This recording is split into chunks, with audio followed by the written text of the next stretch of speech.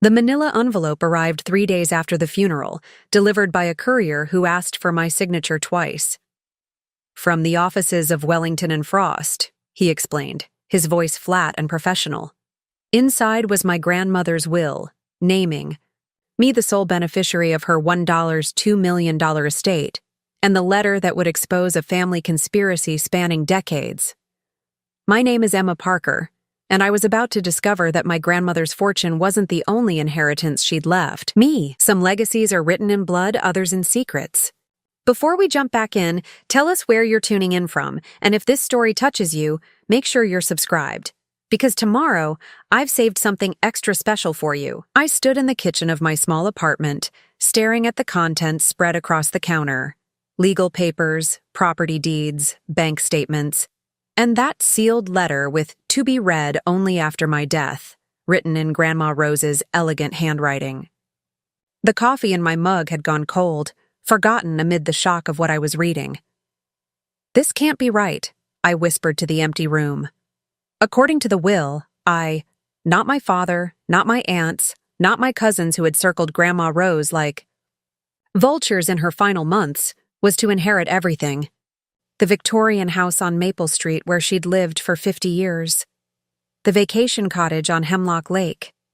The investment portfolio that had quietly grown over decades. The antique collection worth hundreds of thousands. All of it. Mine. My phone buzzed angrily on the counter. Dad, again. That made 17 missed calls since yesterday. I knew exactly what he wanted to discuss. I checked the time. 8:47 a.m. In 15 minutes, I needed to be at the animal shelter where I worked. Grandma Rose had always supported my choice to work with rescue animals, even when my father called it squandering potential. She understood that not all value could be measured in dollars. Now I wondered if she'd understood more than any of us had realized. The phone buzzed again. This time, Aunt Patricia's name flashed on the screen. I silenced it and slipped the phone into my pocket. The shelter first, family drama later. As I gathered the papers, my fingers lingered on Grandma's sealed letter. The attorney had been explicit. This was separate from the will, to be opened privately. Something about the weight of it, the thickness of the envelope, made my stomach knot. Whatever was inside, Grandma Rose had wanted only me to know. I tucked it carefully into my messenger bag and headed out the door. The autumn air bit through my jacket as I walked the 6 blocks to Hopeful Paws Animal Shelter. Fallen leaves crunched beneath my boots, their colors reminding me of Grandma's garden in October. She'd loved autumn most of all.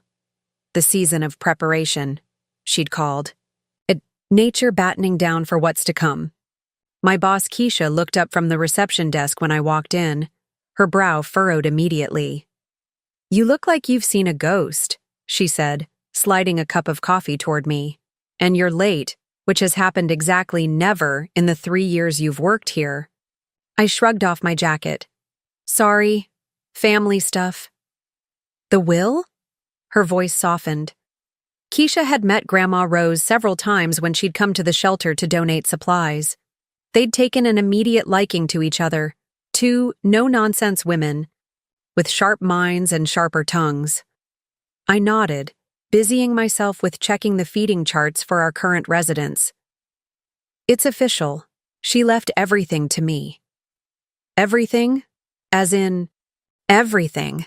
The houses, the investments, the collections, all of it. Keisha whistled low. "Your dad must be furious," I finished for her, along with the rest of the family, hence the 20-something missed calls. She leaned against the counter, studying me. "And how do you feel about suddenly being a millionaire?" The question caught me off guard. How did I feel? Overwhelmed, certainly. Confused as to why Grandma Rose had chosen me over her own children. Grateful, but also terrified of the responsibility.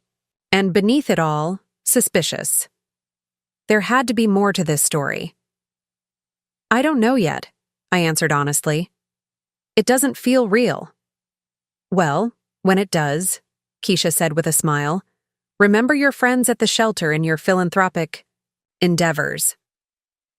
You'll be first on the list, I promised, slipping into the routine of morning chores. For a few hours, I lost myself in the work, cleaning cages, administering medications, walking dogs, and socializing the Shire cats. The animals didn't care about inheritance disputes or family drama. Their needs were immediate and honest. But as lunchtime approached, my phone continued to vibrate persistently. Finally, during my break, I stepped outside to the small courtyard and returned my father's call. He answered on the first ring. "Finally," he said, his voice tight with barely controlled anger. "We need to talk about your grandmother's will." "Hello to you too, Dad." "Don't get smart with me, Emma. This is serious. Patty and I have been trying to reach you since yesterday." I watched a squirrel dart across the courtyard, burying acorns for winter. "I've been working." "Well, you might not need that job anymore, will you?" The bitterness in his voice was unmistakable. "Not with what she's left you." "Dad, she wasn't in her right mind, Emma. You know that. The dementia was getting worse these last months. We're contesting the will." The words hit like a slap. "What? Grandma didn't have dementia. She was sharp as ever until the stroke." His laugh was harsh. "That's not what her doctor will say. We've already spoken with him." My grip tightened on the phone. "What did you do?" "Nothing that wouldn't have been necessary if she'd just done the sensible thing. That estate should be divided among the family, not given to a—" He cut himself off. "Not given to a what, Dad? A shelter worker? Someone who doesn't care about money the way you do?" The silence stretched between us, filled with years of disappointment. My father had wanted me to follow him into finance, to attend his alma mater, to value what he valued. Every choice I'd made that diverted from his plan had been a betrayal, in his eyes. "The family is meeting tonight at Patty's house," he finally said. 7 o'clock? Be there. And if I'm not? Then we proceed without your input." He hung up. I stared at the phone, a cold feeling spreading through my chest. They were going to try to invalidate Grandma's will, to paint her as mentally incompetent, to erase her final wishes. When I went back inside, Keisha took one look at my face and pulled me into the office. "That bad, huh?" I sank into a chair. "They're contesting the will. Dad says Grandma had dementia, which is absolute garbage. He claims they've already talked to her doctor."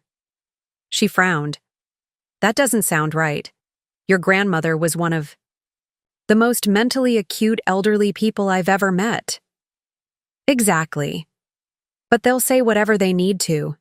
It's always been like this with my family. Everything is about control, about appearances."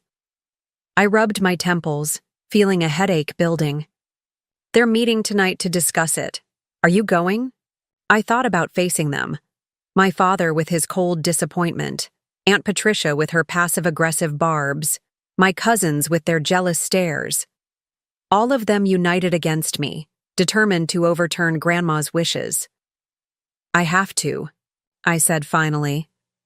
"If I don't show up, it's just proof to them that I don't deserve any of this." Keisha squeezed my shoulder. "Want backup? I make an excellent intimidating friend." The offer made me smile despite everything. "Thanks, but this is something I need to handle myself." As I said it, I remembered the letter, still unopened in my bag. Perhaps Grandma Rose had anticipated this very situation. Perhaps she'd left me more than just property and money. She'd left me answers. "Actually," I said, reaching for my bag, "I need to read something first." Keisha nodded, understanding. "Use the office as long as you need." When she closed the door behind her, I took out the envelope. My hands trembled slightly as I broke the seal and withdrew several pages covered in Grandma Rose's distinctive handwriting. The letter was dated just 3 months ago, well before her stroke. "My dearest Emma," it began. If you're reading this, then Wellington has done as instructed and delivered my will and this letter after my passing. I imagine by now the vultures are circling. I let out a startled laugh. Even from beyond the grave, Grandma didn't mince words. There are things you need to know. About your inheritance, yes. But more importantly, about our family. Things I've protected you from until now. The estate I've left you isn't merely a matter of preference or affection, though you know you've always been special to me. It's a matter of justice. Long overdue justice. My breath caught as I read the next lines. Your father and his sister believe they're entitled to my estate because they're my children. What they've conveniently forgotten is how they came by their own fortunes 30 years ago, by stealing from the person who trusted them most. The companies they built, the wealth they've accumulated, all of it began with theft. From your grandfather. From me. Preparing and narrating this story took us a lot of time, so if you are enjoying it, subscribe to our channel. It means a lot to us. Now back to the story. The rest of the letter fell into my lap as I stared at the wall, trying to make sense of what I'd just read. My father, who prided himself on his business ethics, who had lectured me endlessly about integrity, a thief? It couldn't be true. But as I picked up the pages and continued reading, Grandma Rose laid out a story that turned my understanding of my family upside down, and she had proof she'd kept hidden for 3 decades, waiting for the right moment to reveal the truth.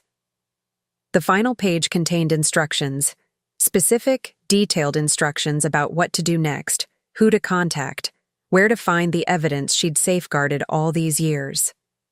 Remember, Emma, she'd written in closing, the truth isn't always kind, but it is always necessary.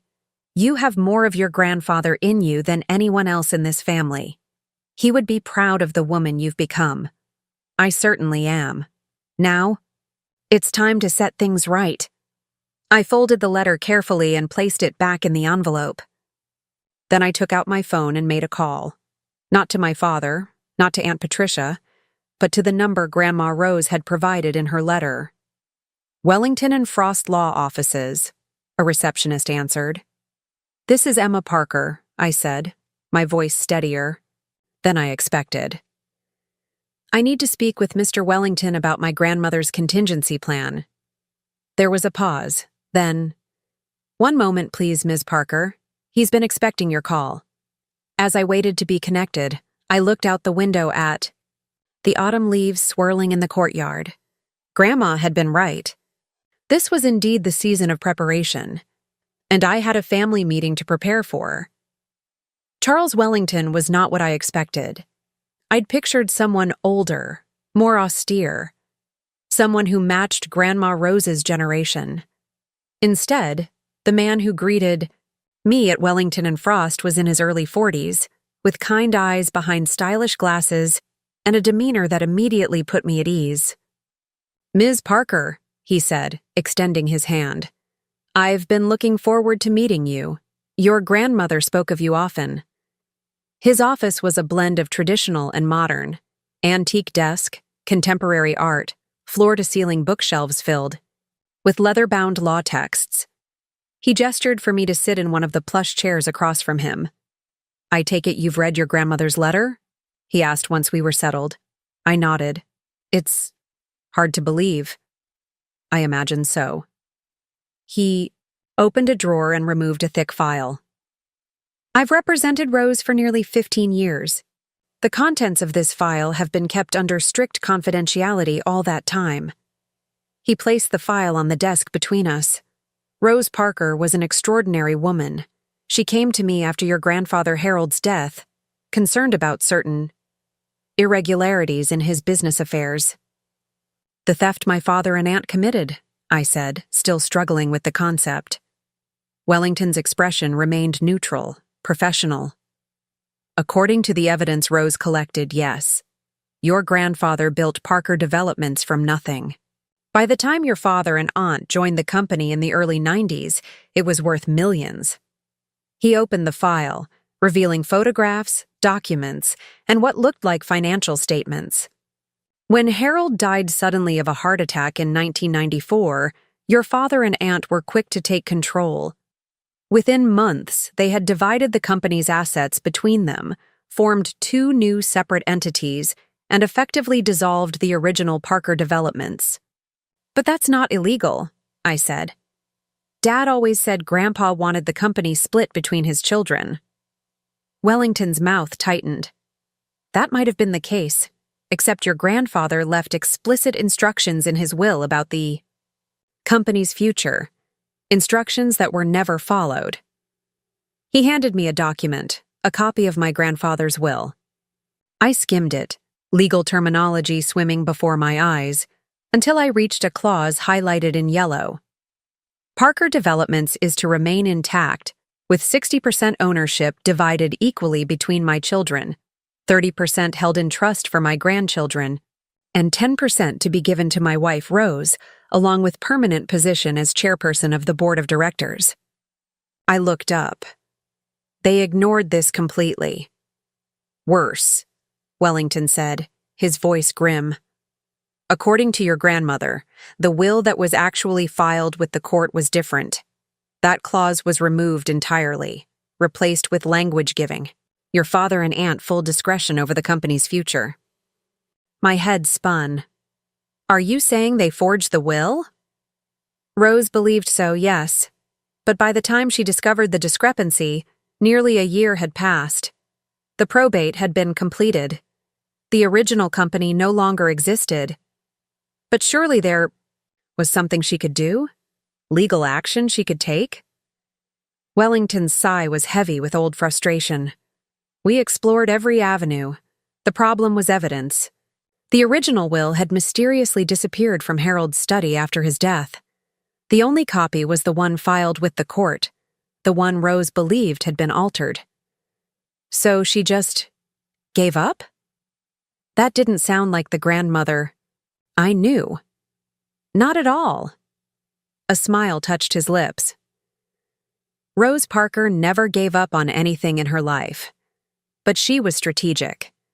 Without concrete proof, a legal battle would have been risky and potentially devastating for all involved, including you. I frowned. Me? I was just a child. Exactly. She worried about what a prolonged legal fight would do to you, to the family relationships. So instead, she began gathering evidence, methodically, patiently, for nearly 3 decades. He turned, the file toward me. Everything is here. Financial records showing money being siphoned from Parker Developments in the months before Harold's death. Correspondence between your father and aunt discussing plans for the company that directly contradicted Harold's wishes. Testimony from the family's former household staff about documents being removed from Harold's study the night he died. My stomach clenched. The implications were staggering. And Grandma kept all this secret? For 30 years? Not entirely. Secret. She confronted your father and aunt once, about 5 years after Harold died. By then, they had built their separate empires, Hartwell Finance and Patricia's Luxury Developments. What happened? Wellington's expression darkened. According to Rose, they threatened her, said if she pursued it, they would make sure you would never see a penny of the family money. You were just starting college then, I believe. I nodded, numbly. That was when Dad had suddenly offered to pay for my education, something he'd previously insisted I should finance myself through scholarships and loans. I'd been so grateful, never questioning the sudden change of heart. It was a bribe, I whispered, to keep Grandma quiet. She believed so, yes. She agreed to their terms on one condition, that they never interfere with her relationship with you. That explained why Dad, despite his endless disappointment in my career choices, had never tried to stop me from visiting Grandma Rose, why he'd tolerated our closeness even while keeping his own distance from his mother. But why leave everything to me now? Why not just split it evenly? Avoid all this drama? Wellington smiled. Because Rose believed in justice, even delayed justice. and because she knew you were the only one who would honor her wishes. He pulled another document from the file. This is what she wanted you to see today. It was a handwritten note, dated the year my grandfather died. The paper was yellowed, the ink faded, but the handwriting was unmistakable. My grandfather's. My dearest Rose, if you're reading this, then my fears have been realized. I've seen the way Robert and Patricia watch the company, calculating its worth even as I struggled to teach them its value. I've changed my will to protect what we've built, but I worry it won't be enough. Trust Wellington if anything happens. He has copies of everything. And whatever comes, make sure Emma knows the truth someday. She has your spirit and my sense of justice. Our legacy will be safe with her. All my love, always. Harold tears blurred my vision. I'd been too young when Grandpa died to really remember him. Now his words reached across time, a connection I'd never expected to feel. There's one more thing, Wellington said gently. He retrieved a small wooden box from a cabinet behind his desk. Rose left this in our safekeeping.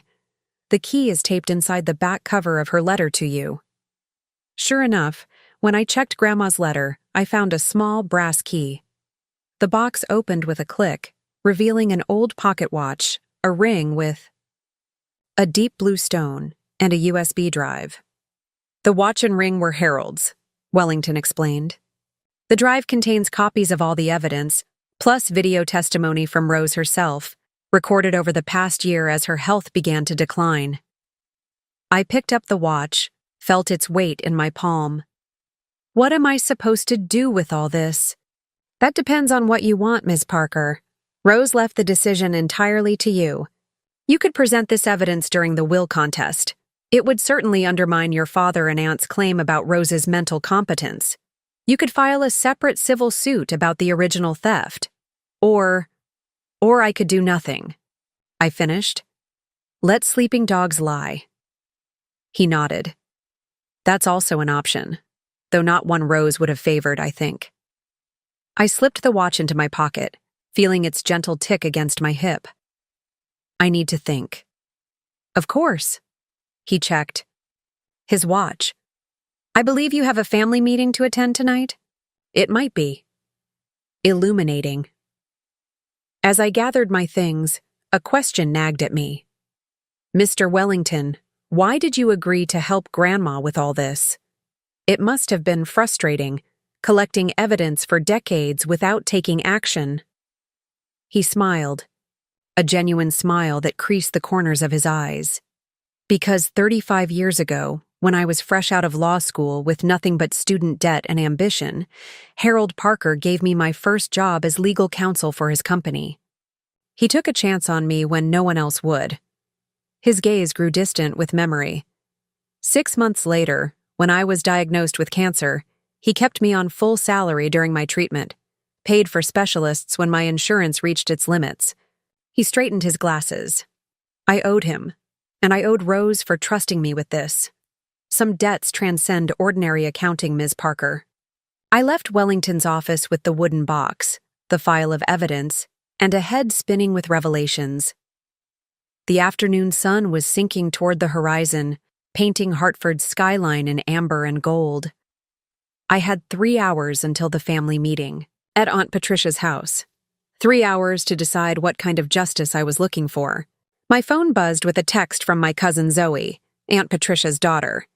Dad's bringing the family lawyer tonight. Just thought you should know. I stared at the message, feeling a flicker of anger. Of course they'd have their lawyer present. They expected to intimidate me, pressure me into accepting whatever crumbs they decided to offer. I texted back, "Thanks for the heads up. See you at 7. Then, on impulse, I called Keisha. "How do you feel about being my backup after all?" I asked, when she answered. "For the family showdown? I'm there. Want me to wear my intimidating face or my supportive face?" I laughed despite everything. "Both, and maybe bring your tablet. There's something I might need to show everyone." As I slipped the phone back in my pocket, my hand brushed against Grandpa's watch. The weight of it reminded me of Grandma Rose's words in her letter. The truth isn't always kind, but it is always necessary. Tonight, my family would learn just how necessary it could be. Aunt Patricia's house stood on a hill in Oakwood Estates, an exclusive neighborhood that screamed old money and privilege. The circular driveway already held several cars when Keisha pulled up in her battered Honda. The contrast couldn't have been more perfect. My father's gleaming BMW, my cousin Dylan's sports car, and my aunt's Range Rover all lined up like an advertisement for success. "Nice place," Keisha whistled, eyeing the three-story colonial with its perfectly manicured hedges and glowing windows. Very Architectural Digest meets Old School Dynasty. I smoothed my skirt, suddenly aware of how underdressed I was in my work clothes. I hadn't gone home to change after meeting Wellington, hadn't wanted to give myself time to second-guess my decision. "You sure about this?" Keisha asked, nodding toward the wooden box on my lap. "No," I admitted. "But Grandma Rose was right. It's time." The front door opened before we reached it, revealing Aunt Patricia in a silk blouse and tailored trousers, pearls gleaming at her throat. Her smile faltered when she saw Keisha. "Emma, darling, we weren't expecting guests." "This is Keisha Henderson, my boss and friend.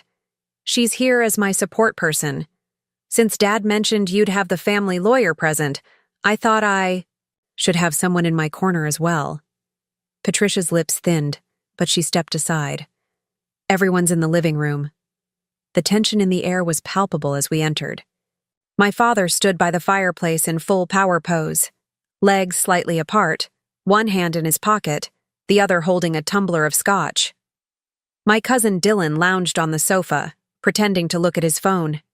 His sister Zoe perched nervously on an ottoman, giving me a small wave. At the dining table sat an older man with steel-gray hair and wire-rimmed glasses, Howard Brenner, the family attorney who'd handled Parker affairs for decades. "Finally," my father said, not bothering with a greeting. "And you've brought company." "This is Keisha," I said firmly. "She stays." Brenner raised an eyebrow but said nothing, merely shuffling papers in front of him. "Let's get this over with," my father continued.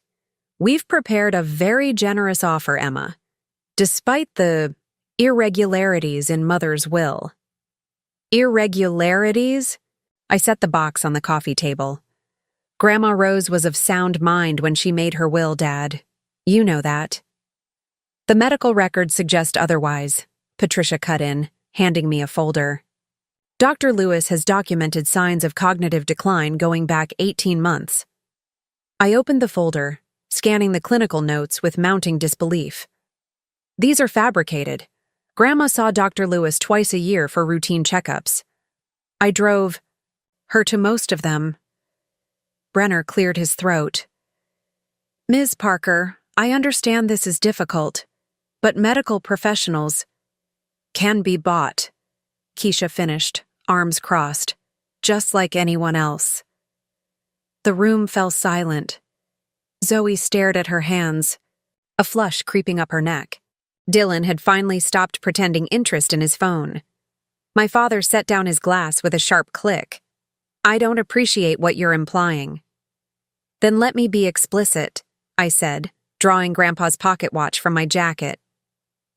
The gold caught the light as I placed it beside the box. "Grandma Rose left me more than just her estate. She left me the truth about how you and Aunt Patricia built your fortunes." Patricia paled, her hand going to her pearls. "What are you talking about?" I turned to Brenner. "Mr. Brenner, you've represented my father and aunt for what, 30 years now? Were you the one who helped them file the altered version of my grandfather's will after his death?" The attorney's face remained impassive, but a muscle twitched in his jaw. "I'm not at liberty to—" "Because we have a copy of the original," I continued, opening the wooden box and removing the USB drive. Along with 30 years of evidence showing how they systematically dismantled Parker Developments against Grandpa's explicit wishes, siphoned assets before his death, and built their separate empires on stolen foundations. "This is ridiculous," my father snapped, but his voice lacked conviction. Mother always did have an overactive imagination.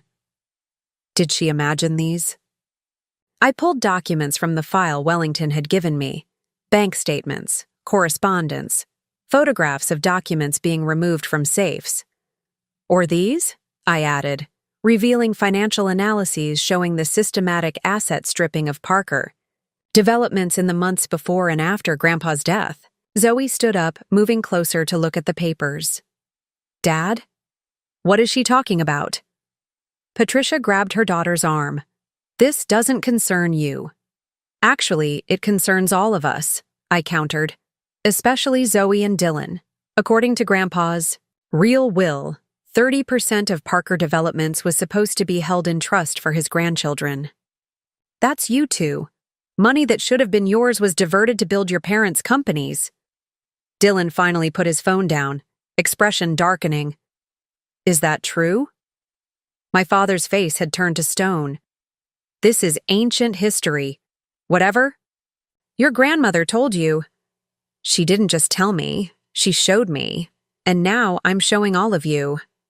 I pulled out my tablet and connected the USB drive. Grandma left a video testimony too, recorded 6 months ago, well before her stroke.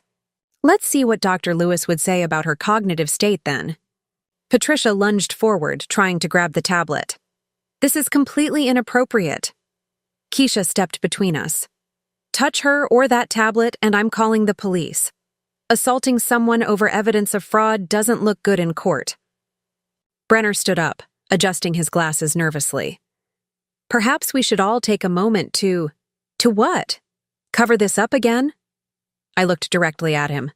"Mr. Wellington at Wellington and Frost has copies of everything I've shown you today. If anything happens to me or this evidence, it goes straight to the district attorney's office." At the mention of Wellington's name, Brenner's composure cracked. "Wellington is involved in this?" "He's been involved since the beginning," I said. Grandpa trusted him, unlike some other lawyers in this room. My father and Brenner exchanged glances that spoke volumes. I hit play on the video. Grandma Rose's face filled the screen, dignified, clear-eyed, and unmistakably sound of mind. She sat in her favorite armchair, wearing the blue cardigan I'd given her for Christmas. "My name is Rose Eleanor Parker," she began, her voice steady. "Today is October 3rd, 2024.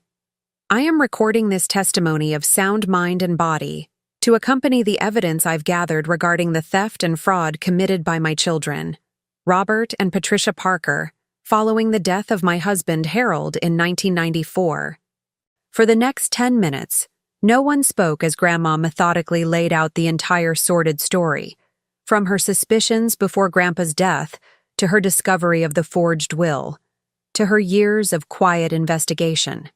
She named names, cited documents, referenced bank accounts. When the video ended, the silence in the room was deafening. Zoe had tears streaming down her face. Dylan stared at his parents with undisguised disgust. My father and aunt stood frozen, decades of carefully constructed facades crumbling before their eyes. "You would do this to your own family?" Patricia finally whispered, her voice breaking. "Destroy everything we've built?" "You did this," I corrected her. "I'm just bringing it to light." My father regained his composure first. "What do you want, Emma? Money? A position at the company? Name your price." I felt a surge of anger. "This isn't about a payoff. It's about truth. It's about honoring Grandpa and Grandma's wishes." "Fine. Take the inheritance. We won't contest the will." He tried to sound magnanimous, but I could see the calculation in his eyes. "Keep your evidence to yourself, and we'll let you have Rose's estate without a fight." Brenner nodded eagerly. "I can draw up paperwork immediately. A mutual non-disclosure. Agreement, perhaps. I looked around the room, at my father's desperation, my aunt's fear, my cousin's shock and hurt. This was what decades of lies had built, a family fractured by greed. "No," I said quietly. My father frowned. "No? What do you mean, no?" "I mean that's not good enough. Grandma Rose left me the estate because she trusted me to do the right thing with it, and with this information." "And what would that be?" Patricia asked, her voice laced with bitterness. I reached into my bag and pulled out a document I'd asked Wellington to prepare after our meeting. "This is my proposal. I'm establishing the Harold and Rose Parker Foundation using the entire estate. The foundation will have 3 main initiatives: supporting animal welfare, funding education for disadvantaged students, and helping entrepreneurs from underprivileged backgrounds." I slid the document across the table. "I'm inviting both of you to make significant contributions to the foundation, not just money, but expertise. Dad, you know finance. Aunt Patricia, you understand property development. Together, we could build something meaningful, something that honors Grandpa's legacy the way it should have been honored 30 years ago." They stared at me like I'd started speaking in tongues. "And if we refuse?" my father asked. I met his gaze steadily. "Then the evidence goes to the authorities and to the press. Your choice." Dylan stood up. "I want in on the foundation, regardless of what they decide." Zoe nodded. "Me too." My father's face reddened. "You can't possibly—" "Actually, it makes perfect sense," Keisha interjected. "The foundation would clean up the family name, give you a tax write-off, and keep this whole mess private. Or you can risk prison for fraud and watch your company's stock prices tank when this hits the news." She shrugged. "Seems like an easy choice to me." Brenner cleared his throat. "If I may, the foundation approach does offer certain advantages, legally speaking." My father and aunt exchanged glances, a silent conversation happening between siblings who, despite everything, still understood each other perfectly. "We need time to consider," my father finally said. "You have until tomorrow at noon," I replied, gathering my evidence and returning it to the box. After that, Mr. Wellington proceeds as instructed. As Keisha and I turned to leave, Zoe caught my arm. "Did you know? Before Grandma died?" I shook my head. "Not until I read her letter. She wanted to protect me from it, I think. Until it was time." "All these years," she whispered. "All the family gatherings, the birthdays, the holidays. It was all built on lies." I thought about it for a moment. Not all of it. Grandma's love was real. Her principles were real. I touched Grandpa's watch in my pocket. And now we have a chance to build something real, too. Outside, the night. Air felt cleansing after the suffocating tension of the house. Stars pricked the darkness above the manicured lawns and towering oaks of Oakwood Estates. "That," Keisha said as we walked to her car, "was the most badass thing I've ever seen." I laughed, the sound surprising me. "I can't believe I just did that." "Your grandmother would be proud." "I hope so." I looked back at the house where silhouettes moved behind lit windows, my family, grappling with the truth that had finally found its way home. "I really hope so." My phone buzzed with a text from Zoe. "They're arguing, but Dylan and I are standing firm with you. Foundation idea is perfect. Call me tomorrow?" Something tight in my chest loosened. You know what? I think she would be. As we drove away, I felt Grandpa's watch ticking against my heart. Steady, reliable, keeping perfect time. Just like the truth. The call came at 10:37 the next morning. I was at Grandma Rose's Victorian on Maple Street, boxing up some of her books for donation, when my father's name appeared on my phone screen. For a moment, I considered letting it go to voicemail. Then I remembered Grandma's voice from the video. The hardest part of integrity isn't standing up for what's right, It's continuing to do so when it would be easier to look away. I pressed accept. Hello, Dad. We're in. His voice was clipped, professional, the same tone he used for business deals. Patricia and I have discussed your proposal. The foundation is acceptable. I sat down on Grandma's floral couch, a bubble of disbelief rising in my chest. Just like that? We have conditions, he continued, ignoring my question. First, all evidence remains private, permanently. Second, we want board positions on the foundation, with real decision-making authority. Third, we want public recognition, as co-founders. Of course they did. Even in defeat, they were negotiating for control, for appearance. Counter-proposal, I said, surprising myself with how calm I sounded. The evidence remains private as long as you both comply with the foundation's mission. You can have advisory positions, not board seats, for the first 5 years, to be re-evaluated based on your contributions. As for public recognition, you'll be acknowledged as major donors. A long silence followed. I could almost hear the calculations running through his head, weighing risk against pride. Dylan and Zoe get board seats, he finally said. From the beginning. That's fair, I agreed. They're Grandpa's grandchildren, too. They deserve to benefit from his legacy all along. Another pause. Brenner is drawing up the paperwork. We can meet at Wellington's office at 3. So we were doing this on neutral ground. Interesting. I'll be there. He cleared his throat, and for a moment I thought he might say something personal, something about yesterday's revelations, about Grandma Rose, about the decades of deception. Instead, don't be late. And the call disconnected. I stared at the phone, then at the framed photo on Grandma's mantel.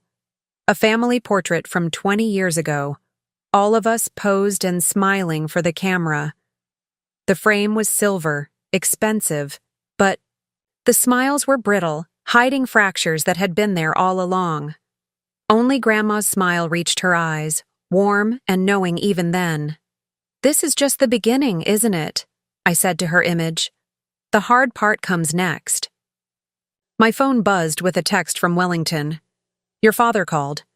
Meeting at 3. I'm impressed. I texted back. Don't be. They're trying to salvage what they can. His response came quickly. That's how healing starts, one compromise at a time. I wasn't sure I believed that, but I wanted to, for Grandma's sake, for mine. I spent the next few hours continuing to sort through Grandma's belongings, finding small treasures tucked away in drawers and closets, handwritten recipes, vintage brooches, photographs I'd never seen before. In her bedroom closet, behind a row of sensible shoes, I discovered a small lacquered box containing dozens of letters tied with blue ribbon. They were from Grandpa to Grandma, spanning decades of their marriage. I read just one, dated shortly after they were married, and had to stop, my vision blurred by tears at the pure, uncomplicated love expressed in his words. This was the legacy Grandma had truly wanted me to have, not just the money or property, but the understanding of what integrity and love looked like when they weren't corrupted by greed. I carefully returned the letters to their box, promising myself I'd read them all eventually. At 2:30, I left for Wellington's office, the wooden box with Grandpa's watch and all the evidence secured in my bag. The city hummed around me as I walked the few blocks from where I'd parked, people rushing about their lives, unaware of the small drama of justice about to unfold in a lawyer's office above them. Wellington met me in the lobby. Your father and aunt are already here. With Brenner and a second attorney I don't recognize. Of course they brought reinforcements, I said, unsurprised. What about my cousins? They arrived separately just a few minutes ago. His eyes crinkled with amusement. They asked if they could sit on your side of the table. Something warm unfurled in my chest. Good, I'd like that. The conference room was all polished wood and leather, with floor-to-ceiling windows overlooking the city. My father and Aunt Patricia sat on one side of the large table, flanked by Brenner and a sharp-looking woman in a charcoal suit. Zoe and Dylan had indeed positioned themselves on the opposite side, leaving space for me and Wellington. No one spoke as we entered. The stack of documents in the center of the table seemed to command all attention, the physical manifestation of the compromise we were about to forge. "Before we begin," Wellington said once we were seated, "I want to make it clear that today's agreement includes Ms. Parker's forbearance from pursuing legal action regarding the Parker Developments matter, contingent upon full compliance with the Foundation's terms. This is not amnesty. It's a conditional ceasefire." Brenner bristled. "There's no need for dramatic language, Charles. Just clarity, Howard." Wellington's smile was pleasant but firm. "After 30 years of obfuscation, I think we all deserve that much." My father cleared his throat. "Let's focus on the present arrangement." For the next 2 hours, we negotiated the details of the Harold and Rose Parker Foundation. The second attorney, introduced as Elise Chen, a specialist in nonprofit law, actually proved helpful, identifying tax advantages and structural recommendations that would make the foundation more effective. Despite myself, I was impressed by how quickly my father and aunt pivoted from defense to strategic contribution, offering contacts and insights that would genuinely benefit the foundation's work. Zoe, who worked in marketing, volunteered to develop the foundation's brand identity. "We should emphasize Grandpa and Grandma's values: innovation, education, compassion. And integrity," I added quietly, looking directly at my father. His gaze dropped to the papers before him, a muscle working in his jaw. "The annual report should highlight impact metrics," Dylan suggested. His background in data analytics suddenly seemed perfectly suited to this new venture. Transparent reporting builds trust with donors and the community. By 5 o'clock, we had a framework that satisfied everyone, or at least that no one, actively opposed. The foundation would launch in 3 months, using Grandma's estate as seed funding. My father and aunt would make substantial annual contributions, both financial and professional. Zoe, Dylan, and I would serve as the initial board, with provision for expansion as the foundation grew. As Wellington's assistant brought in the final documents for signature, my father suddenly stood up. "I need a moment with my daughter," he said, his voice tight, "alone."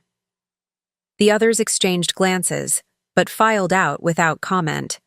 When the door closed behind them, he remained standing, looking out the window at the city skyline turning golden in the late afternoon light. "Your grandfather was a better man than I am," he said finally. "That's not an excuse, just a fact." I waited, unsure where this was going. "He built his company from nothing, working 16-hour days, mortgaging our house twice when things got tough." He turned to face me. "Patricia and I grew up watching him sacrifice everything for that company. When he died, we thought. We convinced ourselves we deserved more than what he'd allocated, that we'd earned it. By changing, is will?" My voice was quiet but steady. "By erasing his wishes?" He flinched. "It was Patricia's idea at first, but I went along with it. And once we started, there was no going back." He ran a hand through his salt and pepper hair. "Your grandmother knew immediately, of course. She always saw through us. But she couldn't prove it. Until now." "Until now," he agreed. "She was smarter than both of us combined, playing the long game while we congratulated ourselves on our cleverness." The admission hung between us, perhaps the most honest thing he'd ever said. To me. "Why are you telling me this?" I asked. He looked at me then, really looked at me, perhaps for the first time in years. "Because I'm tired, Emma. Tired of the person I became. Tired of knowing what your grandfather would think of me if he could see what I did with his legacy." He gestured toward the foundation documents.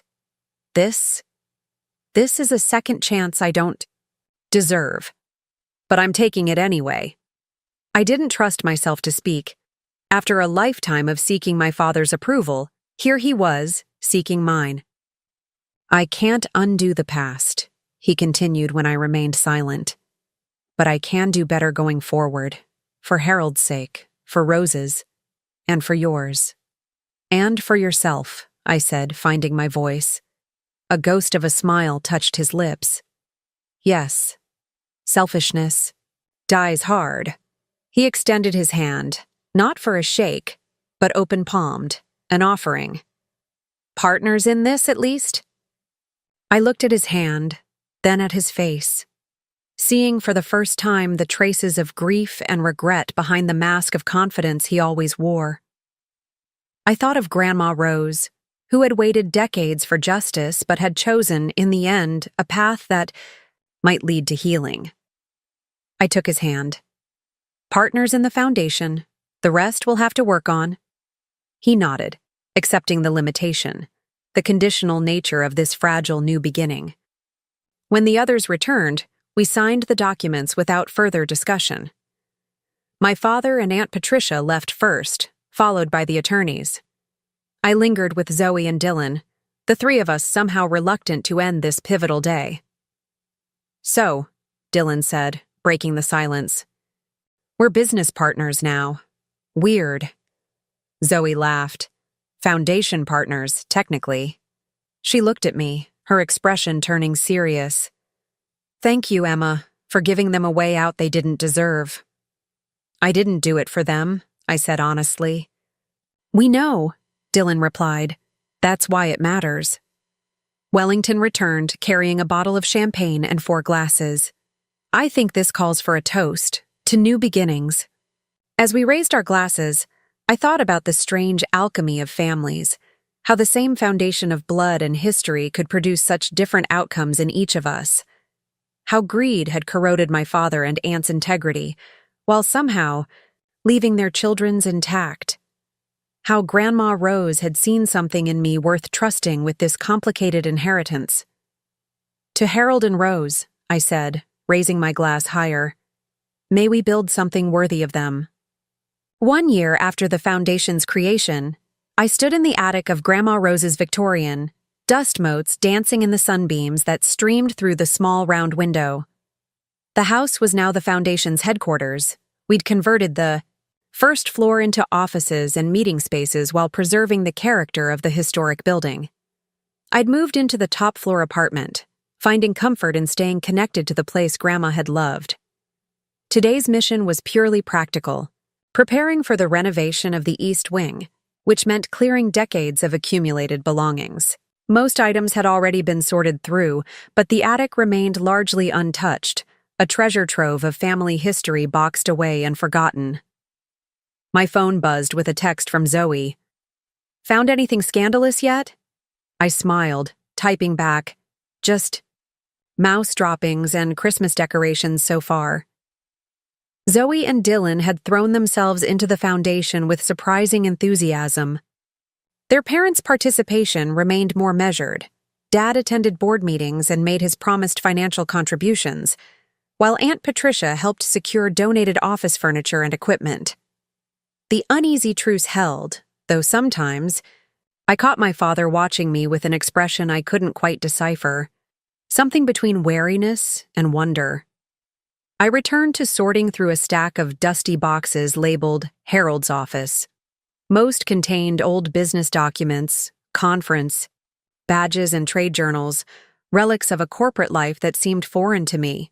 I was about to set aside the final box when its contents shifted, revealing a false bottom. My pulse quickened as I carefully removed the hidden compartment. Inside lay a slim, leather-bound book, its cover cracked with age. A diary, by the looks of it. When I opened to the first yellowed page, I recognized my grandfather's handwriting immediately. January 2nd, 1991. I've decided to keep this record separate from my regular business journals. Rose thinks I'm being paranoid, but something doesn't feel right at the company. Robert has been meeting with investors behind my back. I found notes about restructuring that I never authorized. I sank onto an old trunk, transfixed as I read entry after entry documenting my grandfather's growing suspicions about my father's activities in the years before his death. He'd been aware, more aware than Grandma Rose had realized, of the scheming happening around him. April 15th, 1993. Changed my will today. Robert and Patricia won't be pleased with the new arrangement, but the company isn't just about profit. It's about the principles we built it on. Wellington assures me the new document is ironclad. I've left copies in the safe at the bank, with Wellington and one other place only Rose knows about. My hands trembled slightly. This was the will that had disappeared after his death. The one my father and aunt had replaced with their forged version. Grandpa had known they might try something. The final entry was dated just 2 weeks before his fatal heart attack. October 28, 1994. Doctor says my heart is worse. I've told Rose everything, shown her where all the documents are hidden. She'll protect what matters. And someday, when Emma is old enough, she'll understand why I've arranged things as I have. There's something of me in that child, something neither Robert nor Patricia inherited, the ability to see beyond the bottom line. I closed the diary, tears stinging my eyes.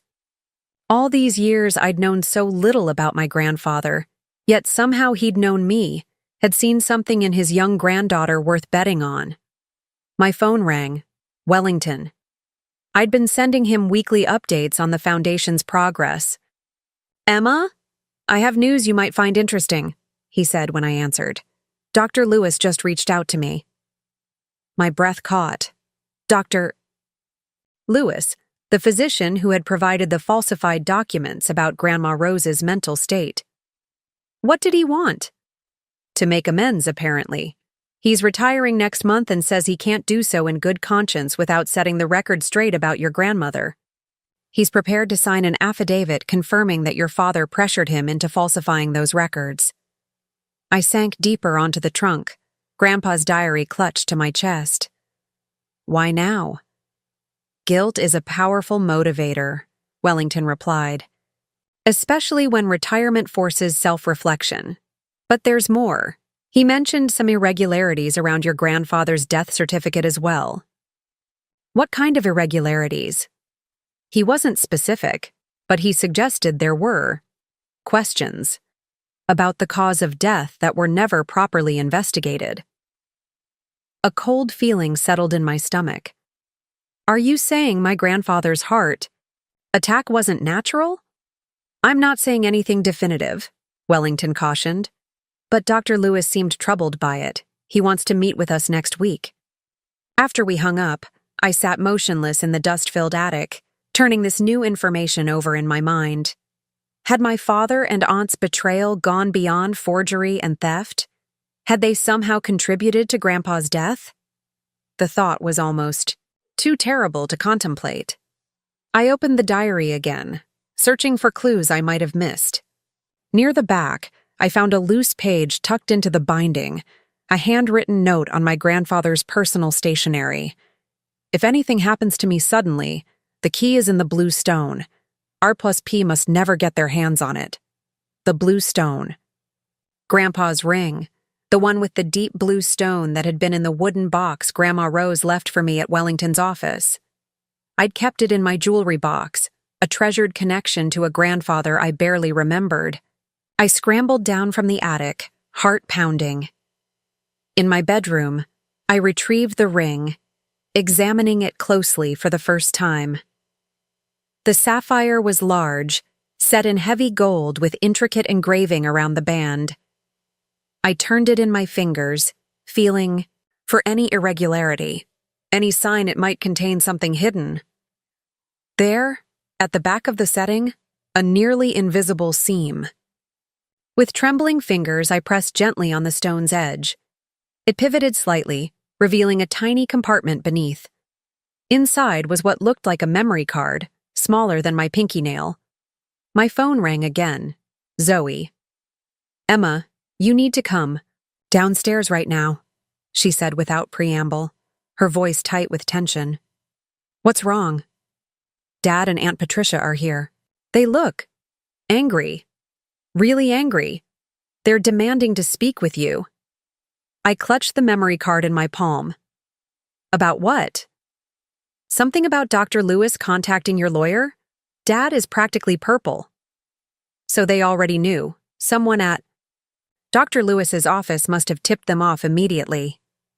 Tell them I'll be right down, I said, making a quick decision. I slipped the memory card into an envelope along with Grandpa's diary page, addressed it to Wellington, and sealed it. I'd drop it in the outgoing mail on my way downstairs, a backup plan in case this confrontation went badly. When I entered the Foundation's main conference room, the atmosphere was electric with tension. My father paced near the windows while Aunt Patricia sat rigidly at the table. Zoe stood by the door, arms crossed defensively. Dylan was nowhere to be seen. "What's this about Lewis coming forward?" my father demanded without preamble. I kept my voice neutral. He contacted Wellington about setting the record straight regarding Grandma's mental competence. Why does that concern you? We already have our agreement in place. That agreement was predicated on discretion, Patricia snapped, on keeping family matters private. Which I've done, I replied. I didn't seek out Dr. Lewis.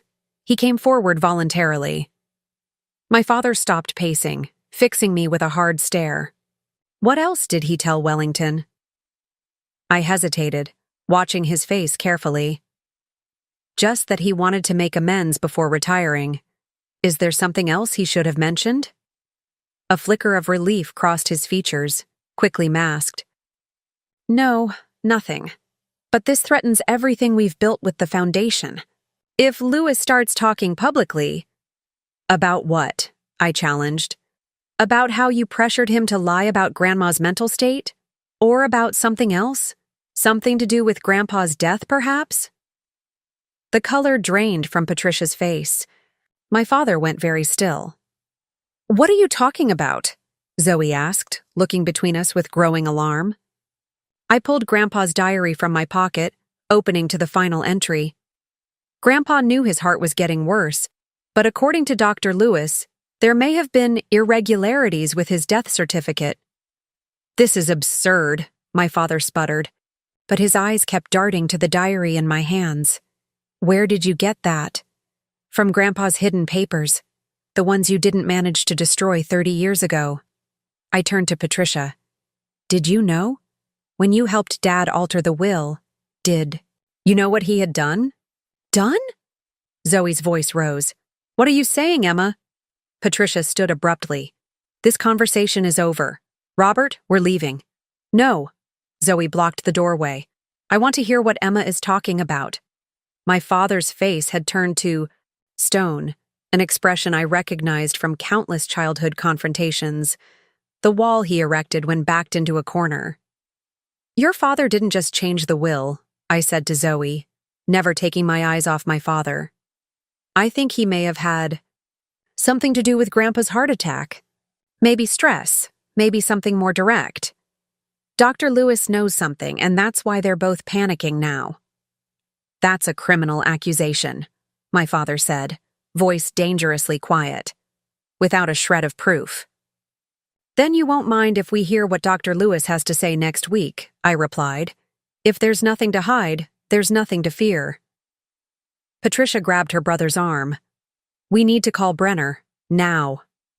Zoe's face had gone pale. Dad? Is this true? My father looked at his daughter, something like regret flickering across his features. Of course not. Emma is spinning conspiracy theories based on the ramblings who's looking to make a name for himself before retirement. Dr. Lewis is a respected physician with 30 years of practice, I countered. What would he gain by coming forward now if there wasn't truth to it? Zoe stepped away from her father, moving to stand beside me. I think we should hear him out. If there's nothing to hide, then this can all be cleared up easily. The betrayal in my father's eyes when he looked at his daughter was palpable. Fine, he said finally. We'll attend this meeting with Lewis, but Brenner will be there, and we'll have our own medical expert present. Agreed, I said, Transparency benefits everyone. As they left, Zoe remained behind, visibly shaken. Do you really think they could have? That Dad might have? I don't know, I answered honestly. But I found this today. I showed her the diary. Grandpa was suspicious of them before he died. And this, I held up the memory card, was hidden in his ring. I haven't had a chance to see what's on it yet. Her face hardened with determination. Let's find out. We took the memory card to the Foundation's IT specialist, a former tech industry whiz named Noah who had joined our team 3 months earlier. He examined it carefully. This is an old format, but I should be able to read it. Give me an hour. Zoe and I waited in my office, neither of us speaking much. The implications of what we might discover were too overwhelming. If my father had somehow contributed to Grandpa's death, whether through deliberate action or by causing enough stress to trigger his heart condition, what would that mean for our family? For the foundation we'd built? Noah knocked on the door. Exactly 59 minutes later, his expression grave. You need to see this. The memory card contained several files, scanned documents, some audio recordings, and a video. The documents were copies of financial records showing that my father had not just siphoned company assets, but had actively undermined projects Grandpa cared about, causing deliberate business failures to create leverage for his takeover plans. The audio recordings were even more damning. Conversations between my father and Aunt Patricia discussing how to accelerate the inevitable regarding Grandpa's health issues. But it was the video that silenced us completely. It showed Grandpa, himself, sitting at his desk, looking directly into the camera. If you're watching this, he began, then something has happened to me, and Rose has determined it's time for the truth to come forward. I've become aware that Robert and Patricia are not just planning to take control of the company, they're actively working to undermine my health. He held up a prescription bottle. My heart medication has been tampered with. I've had independent tests run, and the capsules contain only half the prescribed dose, mixed with an inert substance. Only Robert and Patricia have had access to my medication when I travel for business. I've documented everything and left copies with trusted individuals. He leaned closer to the camera, his expression sorrowful rather than angry. If I die suddenly, this is why. Not because my heart was weak, but because my own children made it so. The recording ended. Zoe sat frozen, tears streaming down her face. We need to call Wellington, I said, my voice sounding strange to my own ears. And the police. Noah cleared his throat. There's one more file you should see first. It was a short video from Grandma Rose, recorded just 2 months before her stroke. Emma, my darling girl, she began, looking much as she had in the testimony video we'd shown at Patricia's house. If you're seeing this, then you've found Harold's ring and the memory card inside. I've kept this evidence safe all these years, waiting for the right time. But I want you to understand something very important. She leaned forward, her eyes intense and clear. Justice matters. Truth matters. But so does mercy. I've had 30 years to consider what to do with this evidence. 30 years to observe what Robert and Patricia have become. They built their success on theft and betrayal, yes. But they've also created companies that employ hundreds of people, that contribute to the community in ways Harold would have approved of. She sighed deeply. I'm not asking you to bury this evidence, but I am asking you to consider carefully what justice looks like after so much time has passed. The foundation you're creating, yes, I know about that. Wellington has kept me informed of your plans. Might be a better legacy than prison sentences for your father and aunt. This is your decision now, not mine. I trust you to find the right balance between justice and mercy, as Harold would have trusted you. When the video ended, Zoe and I sat in stunned silence. What are you going to do? She finally asked. I stared at the black screen, my mind racing. I don't know yet. The meeting with Dr. Lewis took place 3 days later in Wellington's office. The doctor was a small, nervous man with thinning white hair and hands that trembled slightly as he placed a folder on the conference table. I want to make it clear that I'm doing this because it's the right thing to do, he began, glancing uneasily at my father and Aunt Patricia, who sat stone-faced across from him. Their lawyer, Brenner, looked equally grim. Just tell us what you know, Wellington encouraged. Lewis nodded. After Harold Parker died, I was asked to sign the death certificate listing the cause as myocardial infarction due to coronary artery disease. This was consistent with his medical history, so I didn't question it. Which means there was nothing improper, Brenner interjected. Please let him finish, Wellington said firmly. Lewis continued. About a month later, I received lab results from tests Mr. Parker had requested privately, without going through his regular medical channels. The results showed his heart medication had been adulterated, diluted to approximately half its proper strength. My father's face remained impassive, but a muscle jumped in his jaw. Why didn't you report this at the time? I asked. Lewis looked down at his hands. Robert came to see me, said there had been a mix-up at the pharmacy, that it wasn't relevant to his father's death. He implied that raising questions would only cause pain to the family and might damage my professional reputation. You were threatened, Wellington clarified. Not explicitly, Lewis conceded, but the message was clear, and I was young, building my practice. The Parkers were influential patients. Patricia finally spoke, her voice brittle. This is pure speculation, a misunderstanding about prescription strength that has nothing to do with my father's death. Except that Harold suspected his medication was being tampered with, I said quietly. He documented it, recorded it, left evidence. I nodded to Wellington, who played Grandpa's video statement. As it played, the color drained from my father's face. Patricia's hand flew to her mouth, a small sound of distress escaping her. When it ended, Brenner leaned forward. This video proves nothing. There's no chain of custody, no verification of its authenticity. There's more, I said. The audio recordings, the documentation of the lab tests, the same ones Dr. Lewis received. And now, Dr. Lewis's testimony. After all this time, you can't possibly prove that any medication tampering, even if it occurred, contributed to Harold's death, Brenner argued. Perhaps not conclusively in court, Wellington countered. But there's certainly enough here to warrant a police investigation, enough to make headlines, enough to raise serious questions about the foundation of Hartwell Finance and Patricia's luxury developments. The threat was implicit but clear. Their reputations, their businesses, everything they'd built over 30 years could come crashing down. What do you want?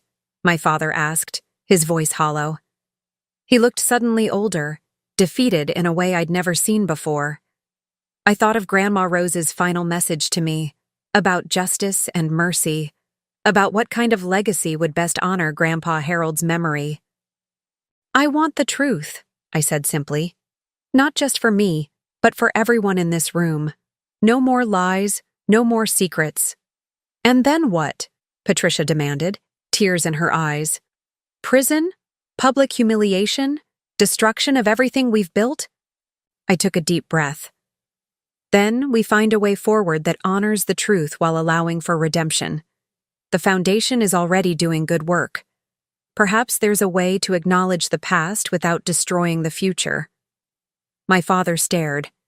At me, something like wonder in his expression.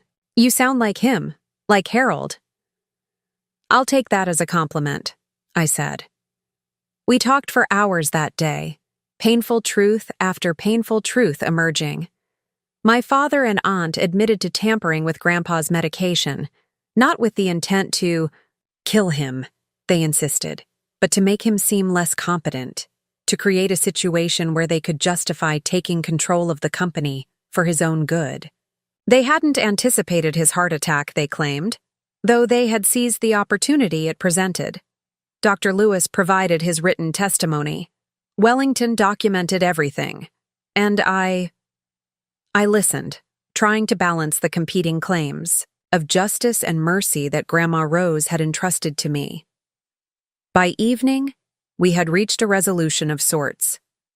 My father and aunt would step down from their companies, transferring leadership to qualified successors. They would make full confessions to their families. Substantial portions of their personal wealth would go to the foundation, expanding its work dramatically. They would serve the foundation not as advisors but as volunteers, working directly with the communities they had once viewed only as markets to be exploited. It wasn't perfect justice. Part of me still wanted more definitive consequences. But, as Grandma Rose had understood, sometimes the harder path is not the pursuit of punishment, but the creation of something redemptive from the ashes of betrayal. Zoe drove me home afterward, both of us emotionally drained. "Do you think they really regret it?" she asked as we turned onto Maple Street. "Or are they just sorry they got caught?" "I think regret is complicated," I said after a moment. They've had 30 years to justify their actions to themselves, to build identities around the lie that they deserved what they took. Real regret will take time, if it comes at all. She nodded thoughtfully. "And what about forgiveness? Are you going to forgive them?" The question caught me off guard. Would I? Could I? I thought of Grandpa Harold's video, of the sadness in his eyes when he spoke of his children's betrayal. I thought of Grandma Rose, keeping the evidence safe all those years while maintaining relationships with the people who had hurt her so deeply. "I don't know," I answered honestly. "Forgiveness isn't something you can force, but I think I'm willing to be open to the possibility. Someday." As we pulled up to the Victorian, now the headquarters of a foundation built on truth, rather than deception, I felt the weight of Grandpa's watch in my pocket. Steady, reliable, moving forward 1 second at a time. Just like healing, just like justice, just like forgiveness. The invitation arrived on a Tuesday morning, 2 years to the day after I'd first received Grandma Rose's will. Thick cream paper with a watermark, addressed in my father's distinctive handwriting, a gesture that couldn't have been coincidental. Inside was a formal card announcing his retirement from Hartwell Finance and inviting family and colleagues to a ceremonial transition of leadership. At the bottom, he'd written a personal note. "I'd be honored if you'd attend. There's something I want to share with you." I set the invitation on my desk at the foundation, running my finger over the embossed lettering. In the 2 years since, our confrontation over Grandpa's evidence, my relationship with my father had evolved into something I never could have anticipated. Not warm exactly, but honest in a way it had never been before. We worked together at the foundation several days each week, him fulfilling his commitment to service, me overseeing the growing organization Grandma Rose's inheritance had made possible. My phone buzzed with a text from Zoe. "Got Dad's invite. You going?" I texted back, "I think so." "You?" "Wouldn't miss it." "Dylan, too. Meet beforehand for moral support?" I smiled. My cousins had become true allies over these past 2 years, our shared dedication to the foundation creating bonds that our parents' machinations never could have severed. Absolutely. 6:30 at the Riverside Cafe.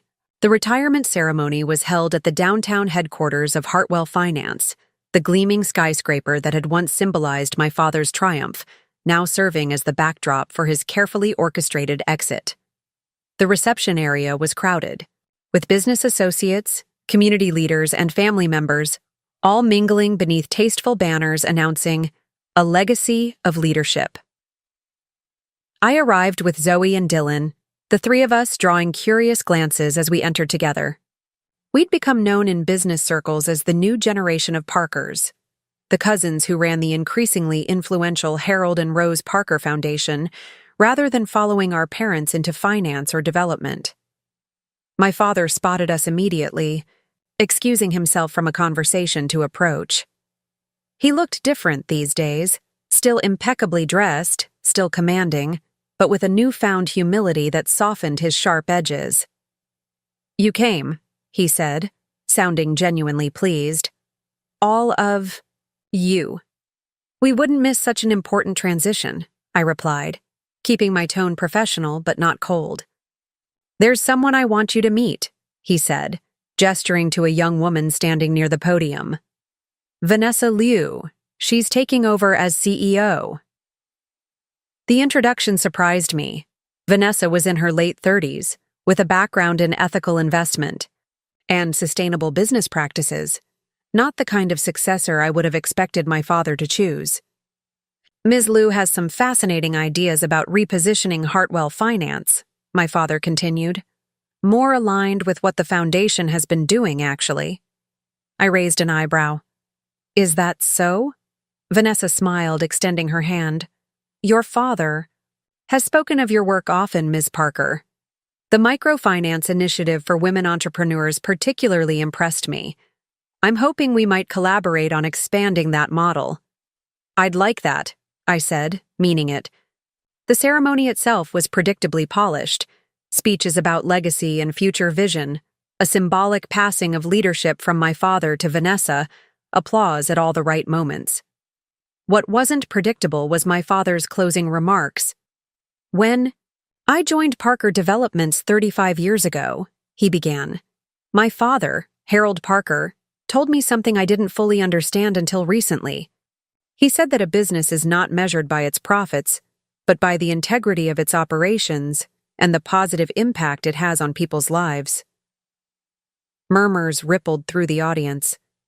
This wasn't the Robert Hartwell most of them knew. The cutthroat financier who'd built his empire through aggressive acquisitions and strategic maneuvering. "I didn't listen," he continued. "I chose a different path, one focused on growth and personal gain above all else. It took me 3 decades and the wisdom of my daughter." He paused, looking directly at me, to recognize that my father had been right all along. He gestured toward Vanessa. "That's why I've chosen Ms. Liu as my successor. She understands what I failed to grasp for most of my career, that sustainable success comes from creating value, not just extracting it. Under her leadership, Hartwell Finance will begin a new chapter, one I believe my father would finally be proud of." The room fell silent, then erupted in applause, polite from those confused by this philosophical pivot, enthusiastic from those who had been advocating for such changes. Afterward, as guests dispersed into smaller conversational groups, my father approached me again. "There's something else I'd like to show you," he said. "In my office, if you have a moment." I followed him to the executive suite on the top floor, a space I'd visited only rarely over the years. He led me into his private office, closed the door, and went to a wall safe hidden behind an abstract painting. "When we spoke 2 years ago," he said as he worked the combination, "you asked for the truth. I gave you part of it, but not all." My guard immediately went up. "What do you mean?" He removed a folder from the safe and placed it on his desk. "After your grandfather died, Patricia and I found this in his personal files. We kept it hidden, another deception to add to our growing collection." I opened the folder cautiously. Inside was a business plan, dated, detailed, impeccably researched, for transforming Parker Developments into a corporate foundation focused on community investment and entrepreneurial mentorship. Grandpa Harold had been planning to convert his company into something remarkably similar to what our foundation had become. He was going to announce it at the board meeting the week after he died, my father said quietly. Patricia and I had already begun our plan to take control of the company, never imagining he had ideas of his own for its future. When we found this afterward, "You buried it," I finished, "because it didn't fit with your vision." He nodded, not defending himself. "We told ourselves we were being practical, that Harold's plan was idealistic and unsustainable. But the truth is, we were afraid of taking a risk on something that didn't guarantee the wealth and status we craved. I traced my finger over Grandpa's signature at the bottom of the document, feeling a surge of connection to the man I'd barely known, but whose legacy had shaped my life so profoundly. "Why show me this now?" I asked. "Because you deserve to. Know that what you've built with the foundation isn't just what Rose wanted. It's what Harold envisioned too. You've created what he never got the chance to." My father's voice caught slightly. "And because I wanted you to understand that what I said downstairs wasn't just for show, I meant it." I studied him, searching for signs of the manipulation that had characterized so much of our relationship, but all I saw was weariness, regret, and perhaps a flicker of hope. "Thank you for showing me this," I said finally. "It means a lot to know Grandpa had this vision." He nodded, then hesitated before adding, "There's one more thing. I've established a trust in your name, separate from the foundation, not connected to me or the family. It contains what I believe would have been your rightful share of Parker developments had Patricia and I not interfered with Harold's will. It's yours, no strings attached, to use however you see fit." The gesture stunned me. "Why?" "Because it's yours. Because it always should have been. Because some debts can never be fully repaid, but acknowledging them is a start." I left his office with Grandpa's business plan and the trust documents, emotions swirling. Outside, Zoe and Dylan waited, concern on their faces. "Everything okay?" Zoe asked. "You were gone a while." I handed them the folder. "Apparently, we've been channeling Grandpa Harold's vision more directly than we knew." As they looked through the documents, expressions of wonder and vindication crossing their faces, I felt something shift inside me. Not forgiveness exactly. Not yet. But the loosening of a knot that had been tight for a very long time. The next morning, I sat in Grandma Rose's garden behind the Victorian, now blooming with late spring flowers. The foundation offices wouldn't open for another hour, giving me rare quiet time to reflect on the previous evening's revelations. I held Grandpa's watch in my palm, feeling its steady tick. Beside me on the bench was his business plan, the vision he hadn't lived to implement.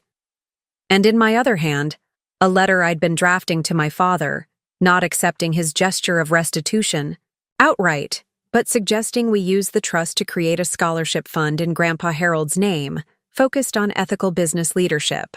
The garden gate creaked open, revealing Keisha with 2 coffee cups in hand. "Thought you might be out here," she said, offering me one. "Contemplating the universe?" "Just family," I replied with a small smile. "The universe seems simpler somehow."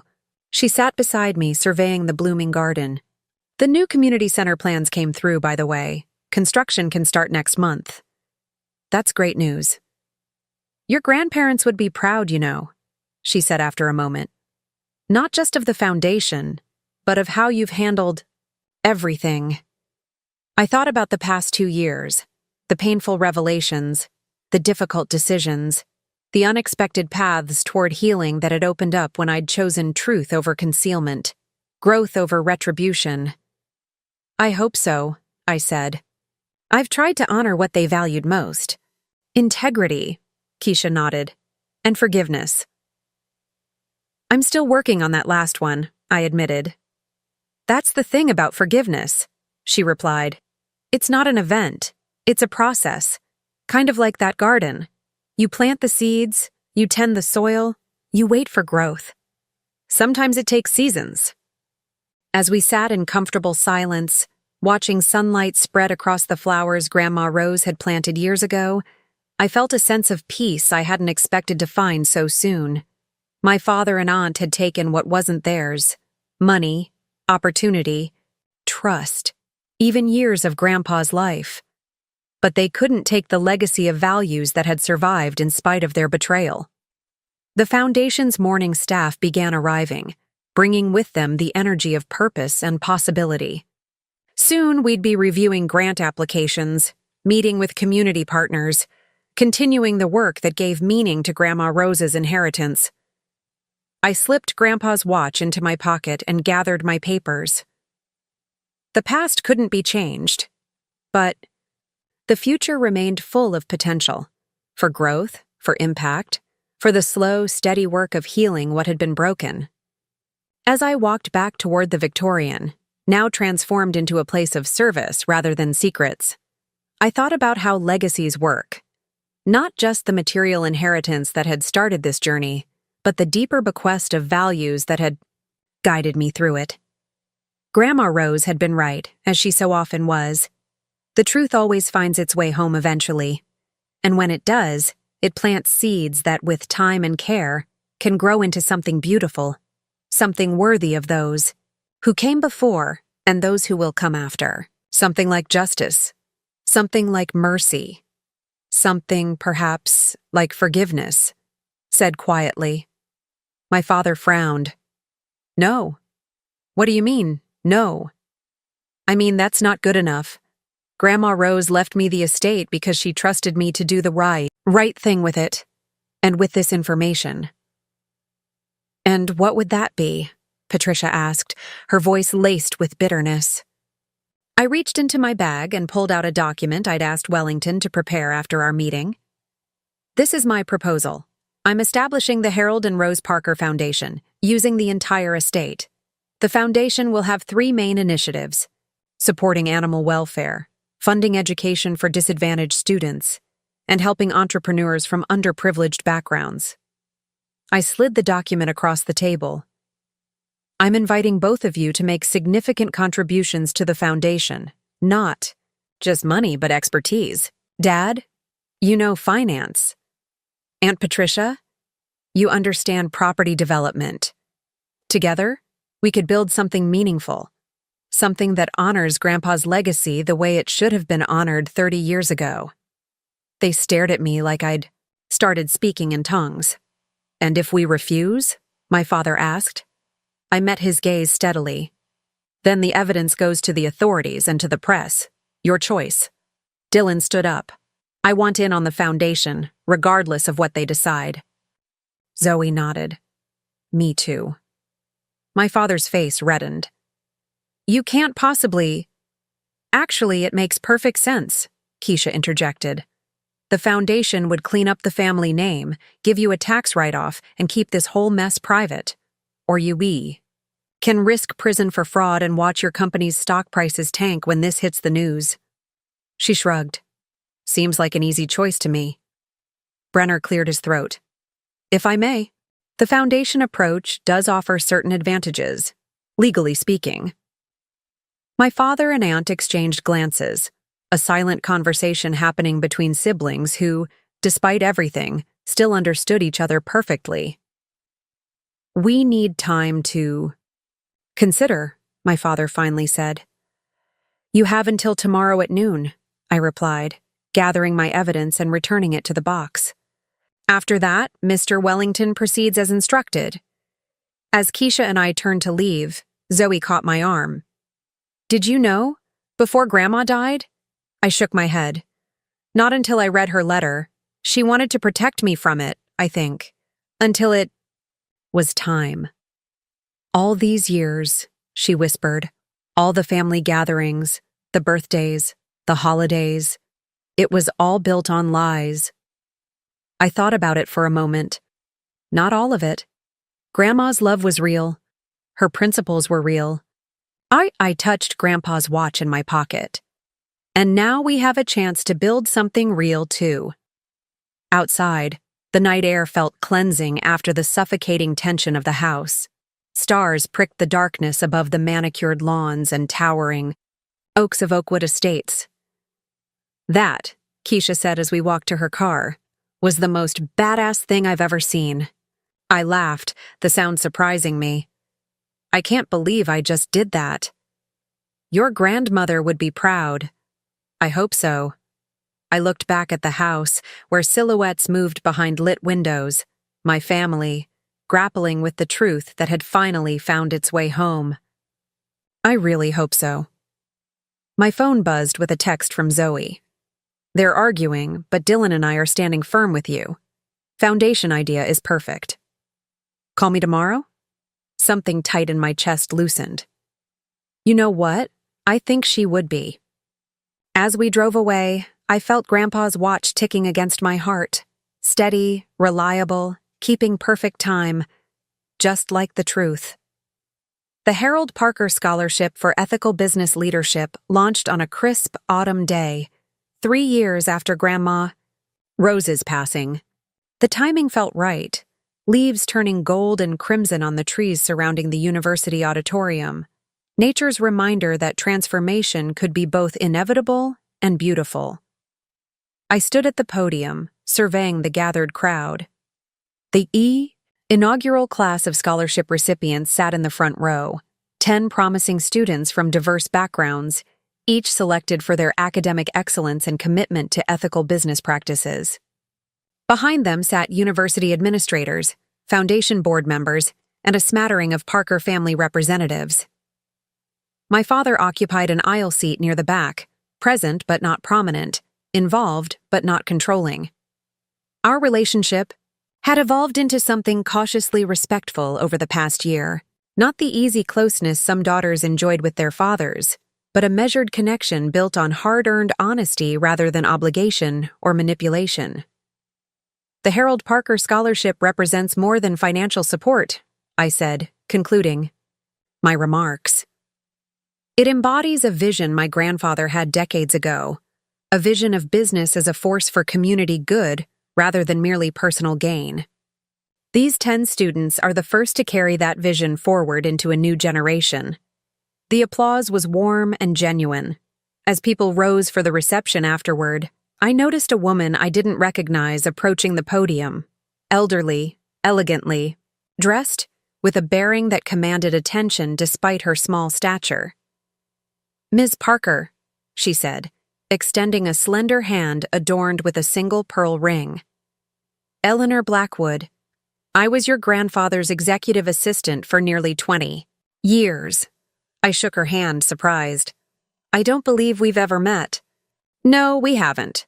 I moved to Arizona after Harold died. Couldn't bear to stay and watch what became of the company." Her direct gaze held no apology for the implied criticism. "But when I read about this scholarship in the alumni newsletter, I knew I needed to come back and meet you." Something in her manner, the forthright assessment, the unflinching honesty, reminded me powerfully of Grandma Rose. "I'm glad you did, Ms. Blackwood. I'd love to hear about your time working with my grandfather. That's why I'm here." She glanced around at the mingling crowd. "But not in this circus. Can we meet somewhere private? There are things about Harold you should know, things even your grandmother might not have been aware of." My pulse quickened. After all the revelations of the past 3 years, what secrets could possibly remain? "Of course. My office at the foundation is just a short drive from here." An hour later, Eleanor Blackwood sat across from me in the study that had once been Grandma Rose's reading room, now repurposed as my private office at the foundation headquarters. The Victorian's character remained intact: leaded glass windows, original woodwork, the faint scent of lemon polish. But the space now hummed with purposeful energy. "You've done well with this place," Eleanor observed, looking around approvingly. Harold would have liked the balance of preservation and progress. "Thank you," I said, pouring tea from the service my assistant had brought in before discreetly withdrawing. "Now, what did you want to tell me about my grandfather?" Eleanor accepted the cup, her movements deliberate and precise. "Harold suspected what your father and aunt were planning long before the end. Their betrayal didn't catch him by surprise." "Yes, I know. We found his diary and video recordings where he documented his suspicions." She nodded. "The medication tampering. Yes, he told me about that. But there's something you don't know. The real reason he changed his will to protect the company from them." I leaned forward. I assumed it was because he discovered their plans to take control and split up the business. That was part of it, Eleanor agreed. But there was more. Harold discovered that Robert and Patricia had been embezzling from the company for years before his death, siphoning funds through a network of shell companies to finance their independent ventures. This was new information, beyond what we'd uncovered in Grandma's evidence. How did he find out? I helped him, Eleanor said simply. I noticed discrepancies in the accounts, small at first, then increasingly bold. Harold asked me to investigate discreetly.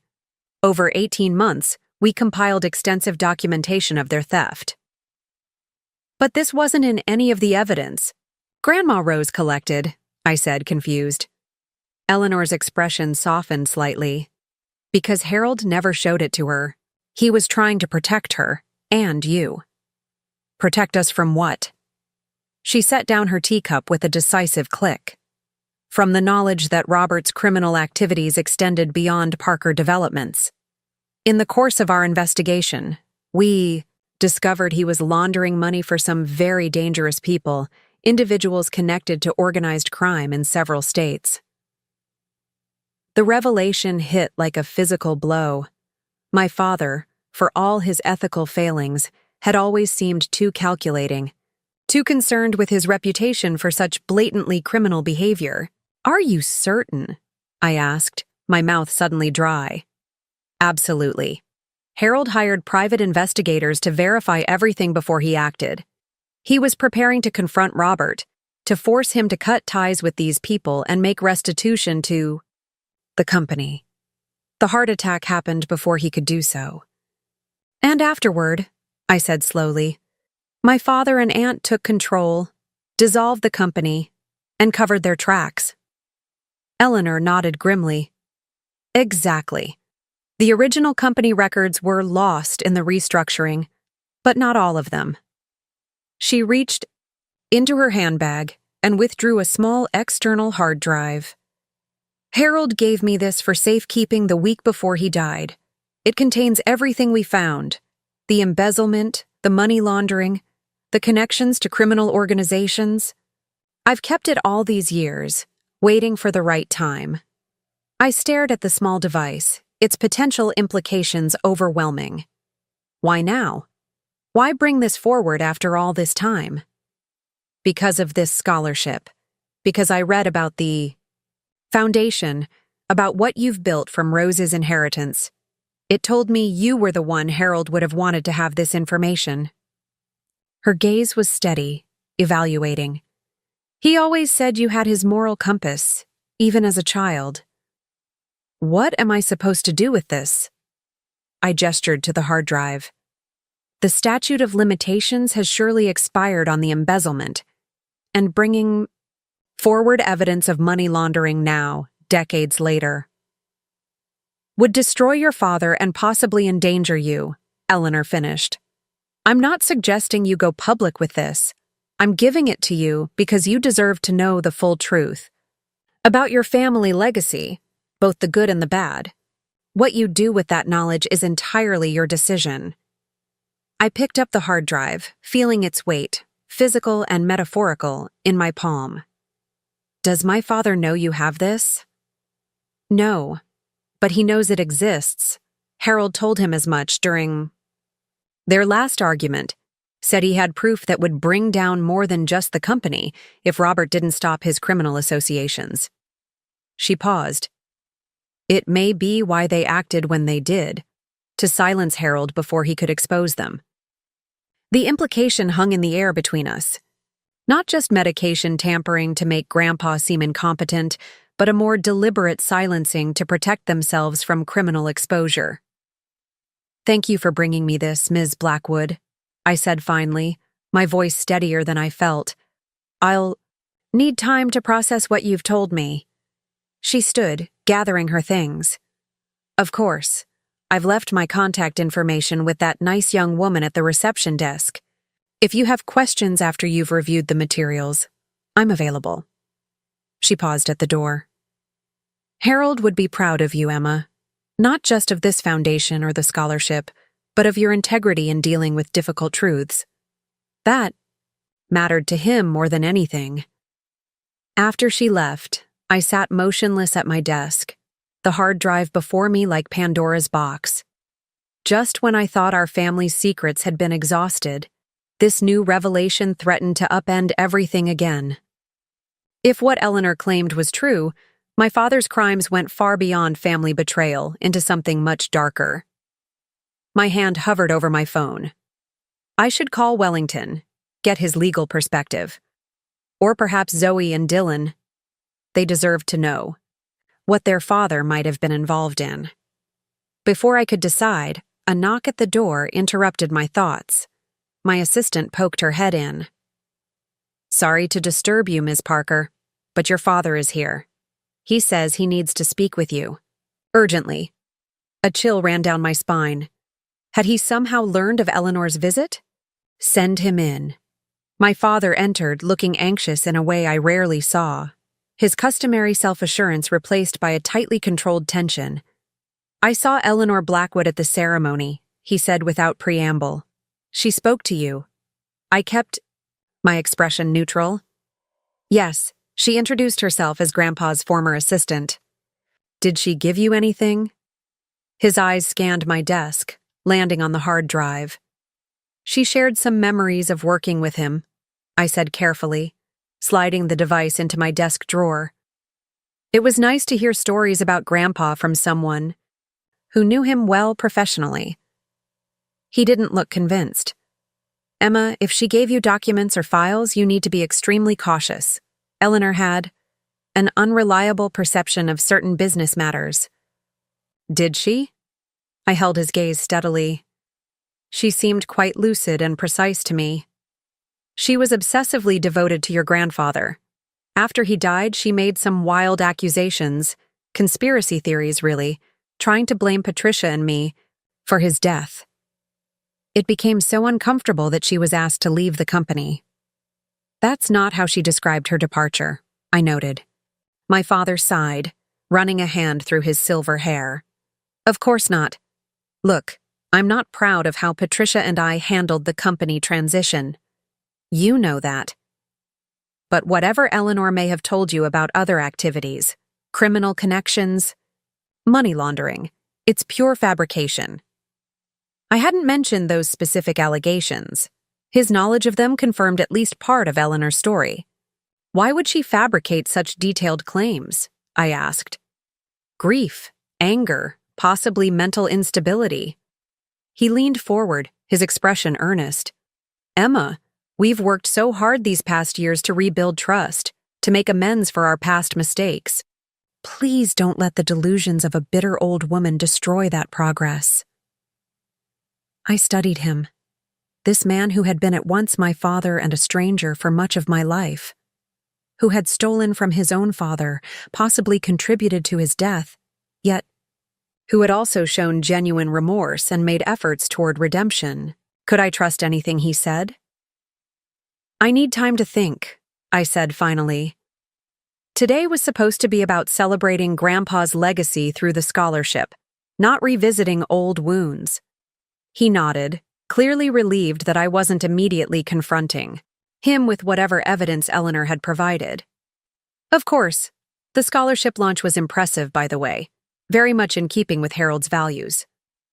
After he left, I retrieved the hard drive and stared at it, weighing my options. The truth had already cost our family so much. Relationships fractured, trust broken, comfortable illusions shattered. Did I really want to uncover potentially even more damaging secrets? But then I remembered Grandma Rose's words in her letter. The truth isn't always kind, but it is always necessary. And Grandpa Harold's belief that I would honor his legacy of integrity. I plugged in the hard drive and began to read. The documents on Eleanor's hard drive painted a damning picture. Meticulously organized spreadsheets tracked millions diverted from Parker Developments into shell companies. Investigator reports documented meetings between my father and known associates of organized crime families. Email exchanges, preserved. Through Eleanor's foresight in backing up the company servers, revealed my father's knowledge of exactly where the money was coming from and going to. Most disturbing was a series of photographs showing my father meeting with a man identified as Victor Esposito, a notorious figure in East Coast organized crime during the early 1990s.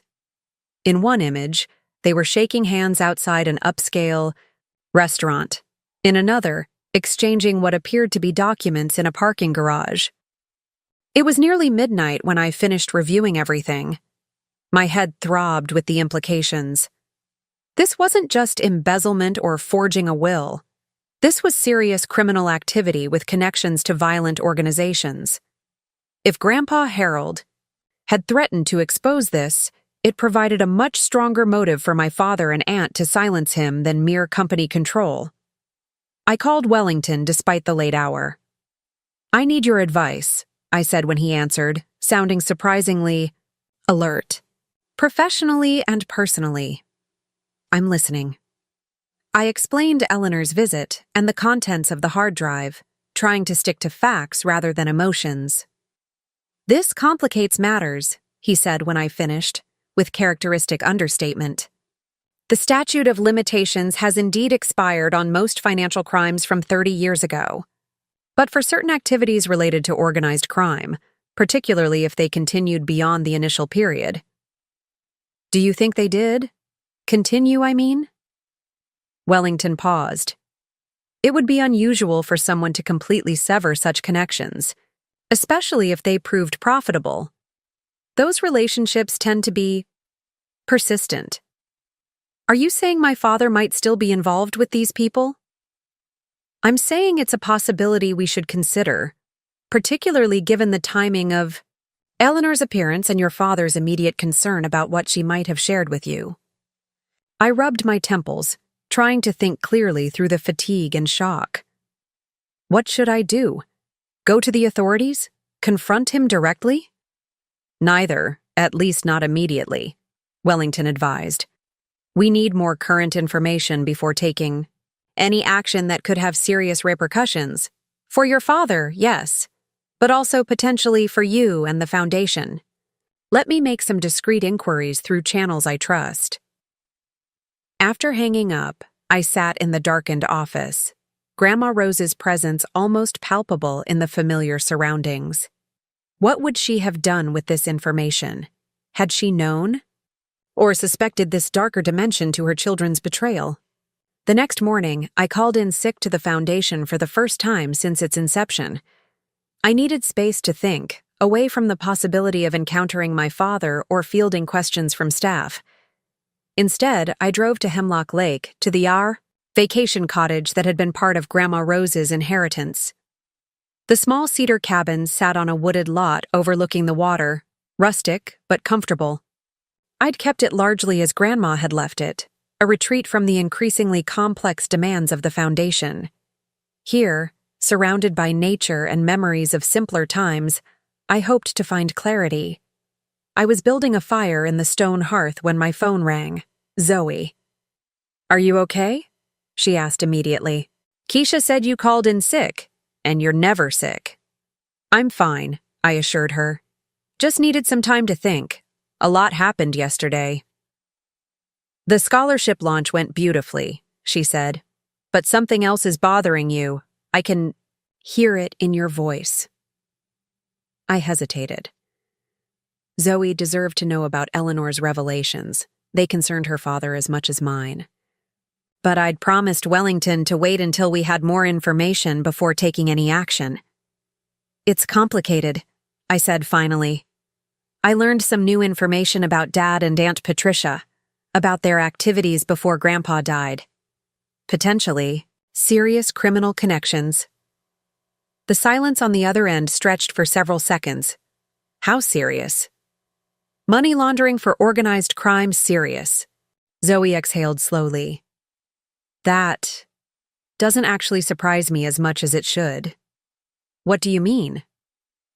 "Last year, when we were reorganizing the Foundation's investment portfolio, I noticed some unusual patterns in Dad's personal finances. Accounts that didn't quite make sense, businesses that seemed to exist primarily on paper. When I asked him about it, he became uncharacteristically defensive. This was news to me. You never mentioned this. Because I didn't have anything.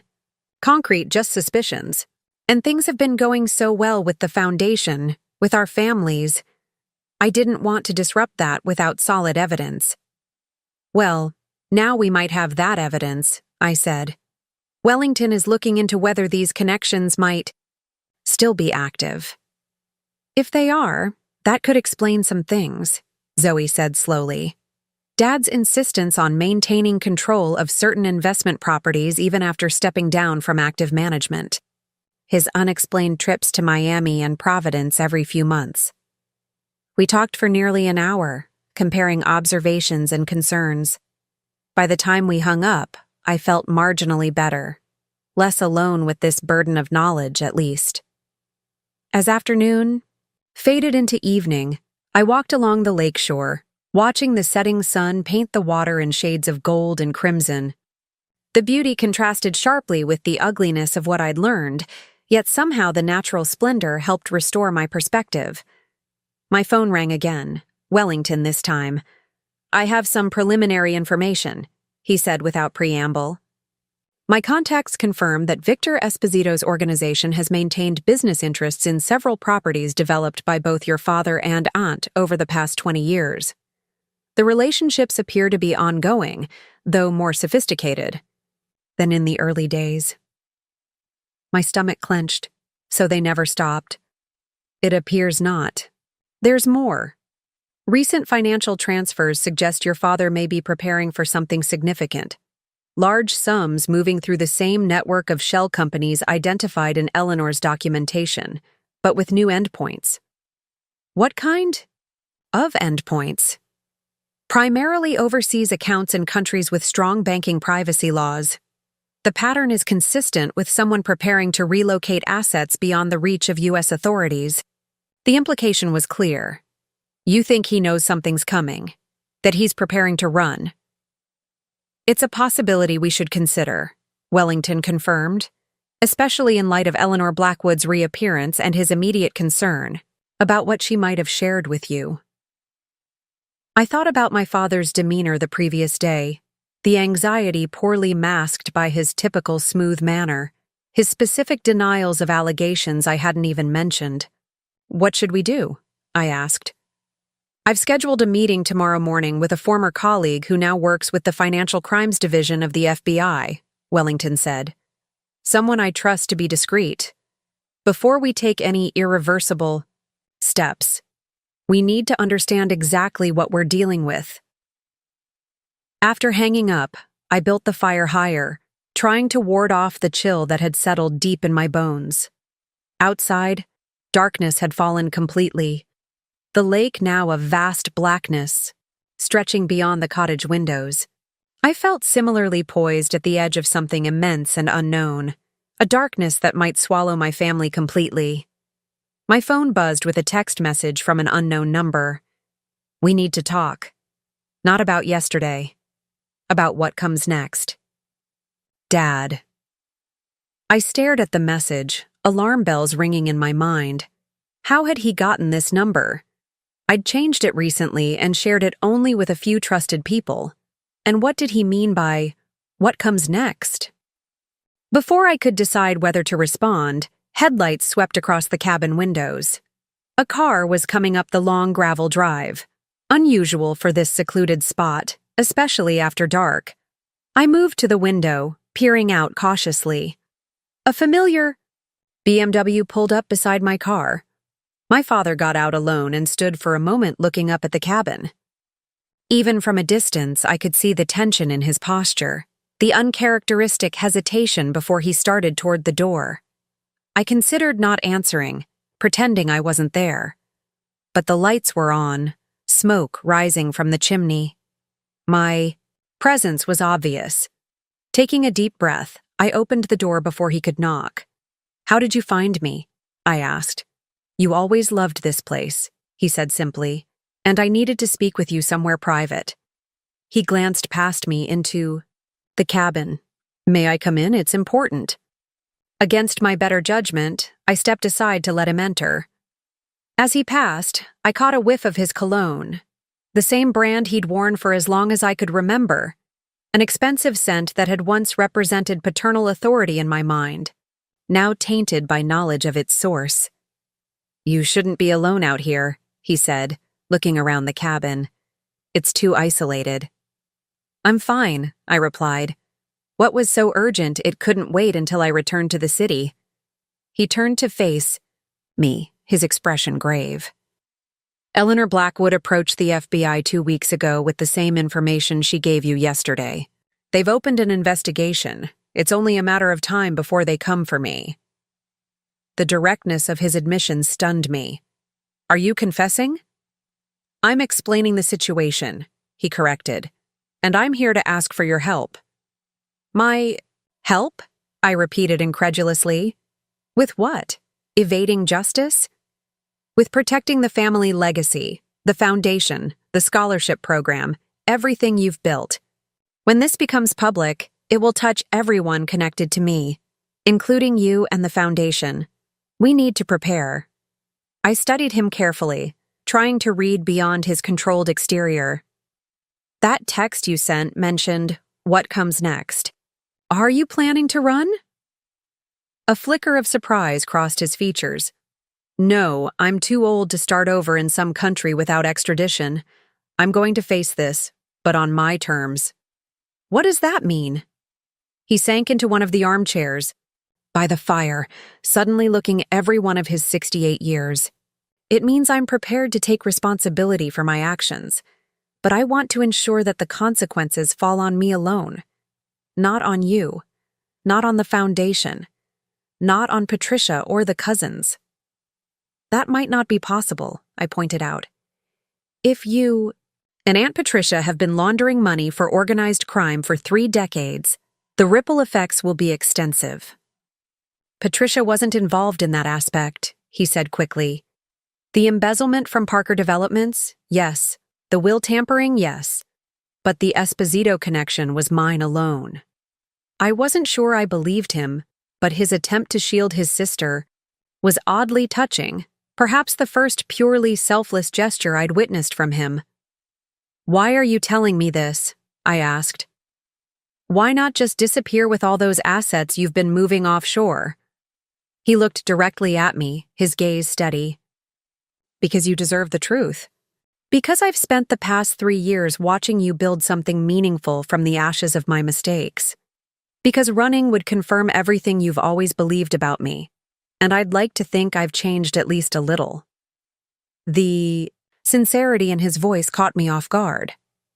Was this a manipulation, another carefully calculated performance? Or had my father, after a lifetime of deception, finally found the capacity for honesty in the face of inevitable consequences? "What exactly are you asking me to do?" I said finally. "Help me set things right as much as possible before the FBI makes their move. There are accounts, properties, investments that need to be disentangled from the tainted money, assets that could be preserved for restitution, for the foundation, for something positive." "That sounds like financial damage control, not taking responsibility," I observed. "It's both," he insisted. "I can't undo what I've done, but I can try to ensure that my mistakes don't destroy everything else, including your work." I paced the small cabin, mind racing. If what he said was true, if he genuinely wanted to mitigate the damage rather than escape it, perhaps there was a path forward that served justice while preserving what we'd built with the foundation. "I'll need to talk to Wellington," I said, after a long silence. "And I'm not agreeing to anything illegal or unethical. If we do this, it will be about transparency and proper restitution, not hiding assets or evading consequences." Relief washed across his features. "That's all I'm asking. A chance to face what's coming with dignity and to protect what matters." As we sat by the dying fire, beginning to outline the complicated process ahead, I thought about the long, twisted path that had led us here, from Grandma Rose's will to this moment of reckoning. The truth had indeed found its way home, just as she had predicted. Now we had to determine what to build from it. The federal agents arrived at 6:17 a.m. on a Thursday morning, 3 weeks after my conversation with my father at the lake cottage. Despite knowing it was coming, despite the careful preparations we'd made with Wellington and a team of specialized attorneys, the sight of dark SUVs and stern-faced agents approaching my father's home still sent a shock through my system. I watched from my car parked across the street, an agreed-upon distance that allowed me to be present without being directly involved in the arrest. My father had insisted I not be inside the house when they came. "No need for you to experience that," he'd said, in a rare moment of paternal protectiveness. He emerged from the front door before they reached it, hands visible, composed and dignified even in this moment of public humiliation. The lead agent said something I couldn't hear. My father nodded, turned to allow them to handcuff him, and was led to the waiting vehicle without resistance. As the SUVs pulled away, my phone buzzed with a text from Zoe. "They just took Dad too. Are you okay?" "As okay as possible," I replied. "Meet at Wellington's office at 9? The arrests made headlines by mid-morning. Prominent business leaders Robert Hartwell and Patricia Lowell, N.A. Parker, taken into custody on charges including racketeering, money laundering, tax evasion, and conspiracy. The media was already digging into their business histories, making connections to organized crime figures, speculating about the extent of the criminal enterprise. The Foundation's phone lines were jammed with calls from journalists, community partners, and concerned donors. I'd prepared our communications team with a carefully crafted statement, expressing shock at the allegations, emphasizing the Foundation's separate governance, and reaffirming our commitment to ethical operations and community service. At Wellington's office, Zoe, Dylan, and I gathered with the legal team to assess the situation. "The prosecution has a strong case," Wellington explained. "Eleanor Blackwood's evidence provided the breakthrough, but federal investigators had apparently been watching certain business connections for years without enough to move forward." "Will they try to seize Foundation assets?" Dylan asked, always focused on the practical implications. "They can't touch anything that came directly from Rose's estate," Wellington assured us. "Those assets were never tainted. The additional contributions your parents made to the Foundation over the past 3 years are more complicated, but we've already filed documentation showing they came from legitimate business sources." "What about the scholarship program?" Zoe asked. "The students are already anxious about whether their funding is secure." "The scholarship endowment is protected," I confirmed.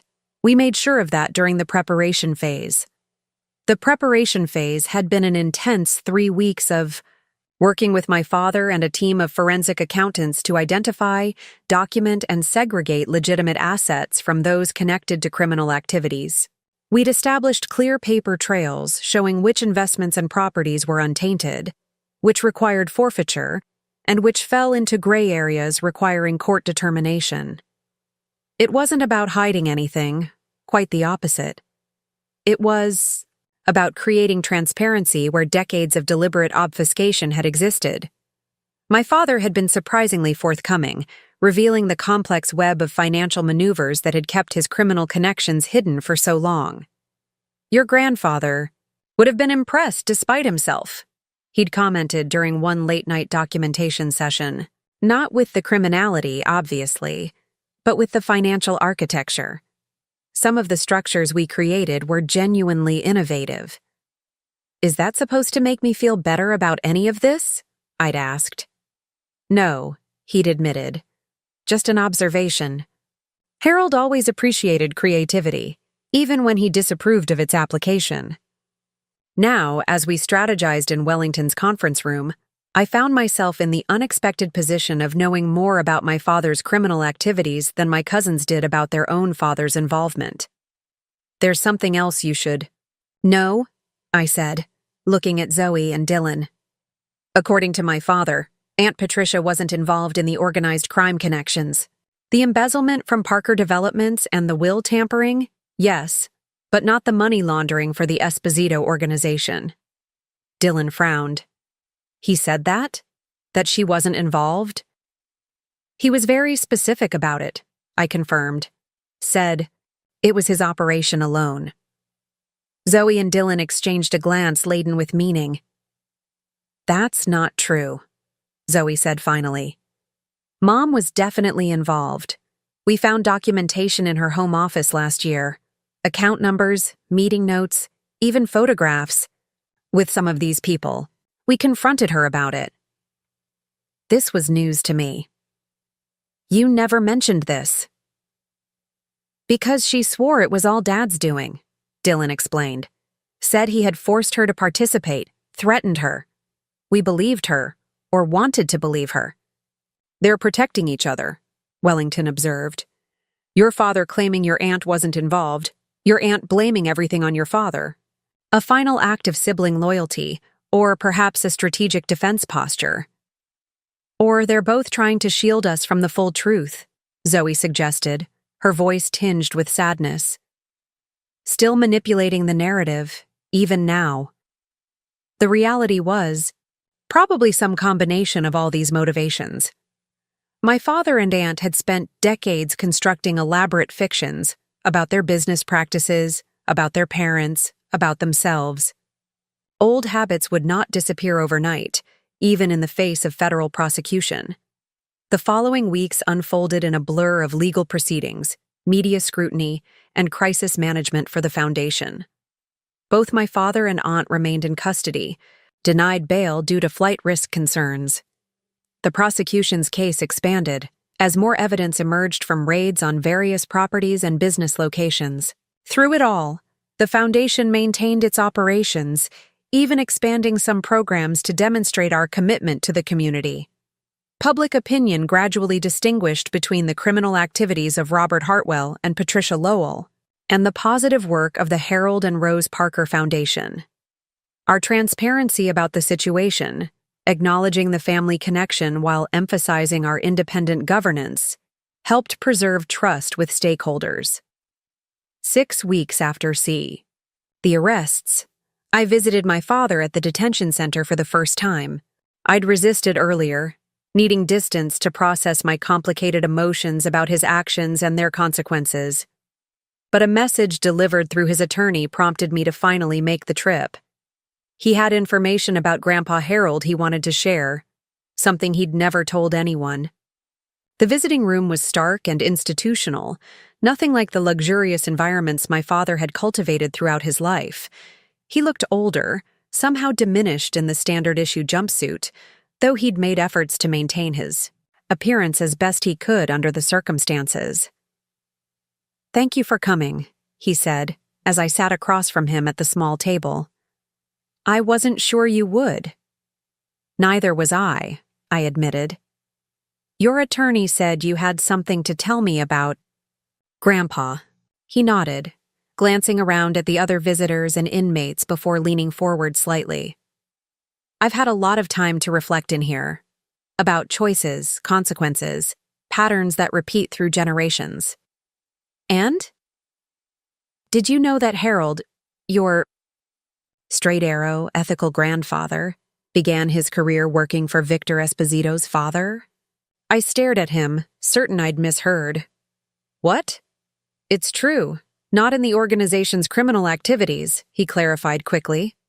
"Salvatore Esposito owned legitimate businesses too, construction companies, real estate firms. Harold worked as an accountant for one of them right out of college. It's how he learned the development business before starting Parker Developments." "How do you know this? Grandma never mentioned it." "Because he never told her," my father said. "I only discovered it by accident, going through some of his old papers after college. When I confronted him, he admitted it, said he'd left when he realized some of the money flowing through the companies wasn't legitimate. He was very clear about having no involvement in anything illegal." I processed this information, trying to fit it into what I knew about my grandfather. "Why are you telling me this now?" "Because I want you to understand that I didn't seek out these connections randomly. When I needed capital for certain ventures, I remembered the Esposito name from those papers. I told myself it was just business, that I could maintain separation between their activities and mine. He shook his head ruefully. I was wrong, obviously. Catastrophically wrong. You're not suggesting Grandpa would have approved of what you did, I said, an edge entering my voice. No, quite the opposite. I'm acknowledging that he faced the same temptation and made the right choice. The choice I failed to make. He left when he saw the ethical compromise. I dove in deeper. He met my gaze directly. I've spent decades blaming others for my failures, Harold. For not giving me enough control. Rose for not understanding my ambitions. Even you for not being the daughter I thought I wanted. The truth is, every disaster in my life has been my own creation. The rawness of his self-assessment caught me off guard. In all our difficult conversations over the past 3 years, I'd never heard him take such complete responsibility without qualification or deflection. The prosecutors have offered a plea deal, he continued. 20 years, possibility of parole after 12. At my age, that's essentially a life sentence. Are you going to take it? Yes. He folded his hands. On the table. Patricia's taking a similar deal, slightly less time because I've made it clear to the prosecution that I was the primary connection to the Esposito organization. I thought about what Zoe had told me about finding evidence of their mother's involvement. That's not the whole truth, is it? A ghost of a smile touched his lips. It's truth enough for legal purposes. Patricia made plenty of mistakes, but getting involved with Victor Esposito was my doing. I can give her that much at least. We talked for another 30 minutes about practical matters. What would happen with his remaining legitimate assets? Arrangements for his personal belongings. Details about the ongoing foundation work.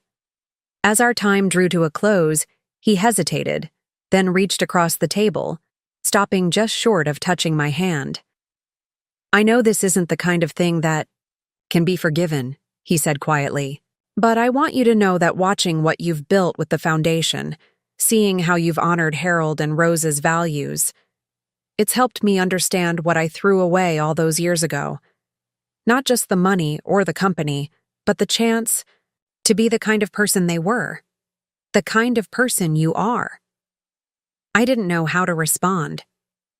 This man had caused so much damage to Grandpa Harold, to Grandma Rose, to our entire family. Yet sitting across from him now, seeing genuine regret in his eyes, I felt the first stirrings of something I hadn't expected. Compassion. Not forgiveness. Not yet, perhaps not ever completely. But a recognition of his humanity, his capacity for both terrible mistakes and belated understanding. I should go, I said, gathering my things. The foundation board meets this afternoon. He nodded, accepting the boundary. Thank you for coming. And Emma. He paused, seeming to search for the right words. Thank you for doing better with your inheritance than I did with mine. As I walked out of the detention center, autumn, sunlight warming my face, I thought about the strange symmetry of our family story. Grandpa Harold had walked away from the Esposito connection, choosing integrity over easy profit. My father had done the opposite, embracing that darkness and paying the price. And now here I was, trying to build something worthy from the wreckage of both their choices. The wheel turns, Grandma Rose used to say. Sometimes we repeat our parents' mistakes, sometimes we learn from them. The choice, however, is always our own. 5 years passed. The Harold and Rose Parker Foundation had not just survived the scandal of my father and aunt's arrests, it had thrived, expanding its programs and influence throughout the region.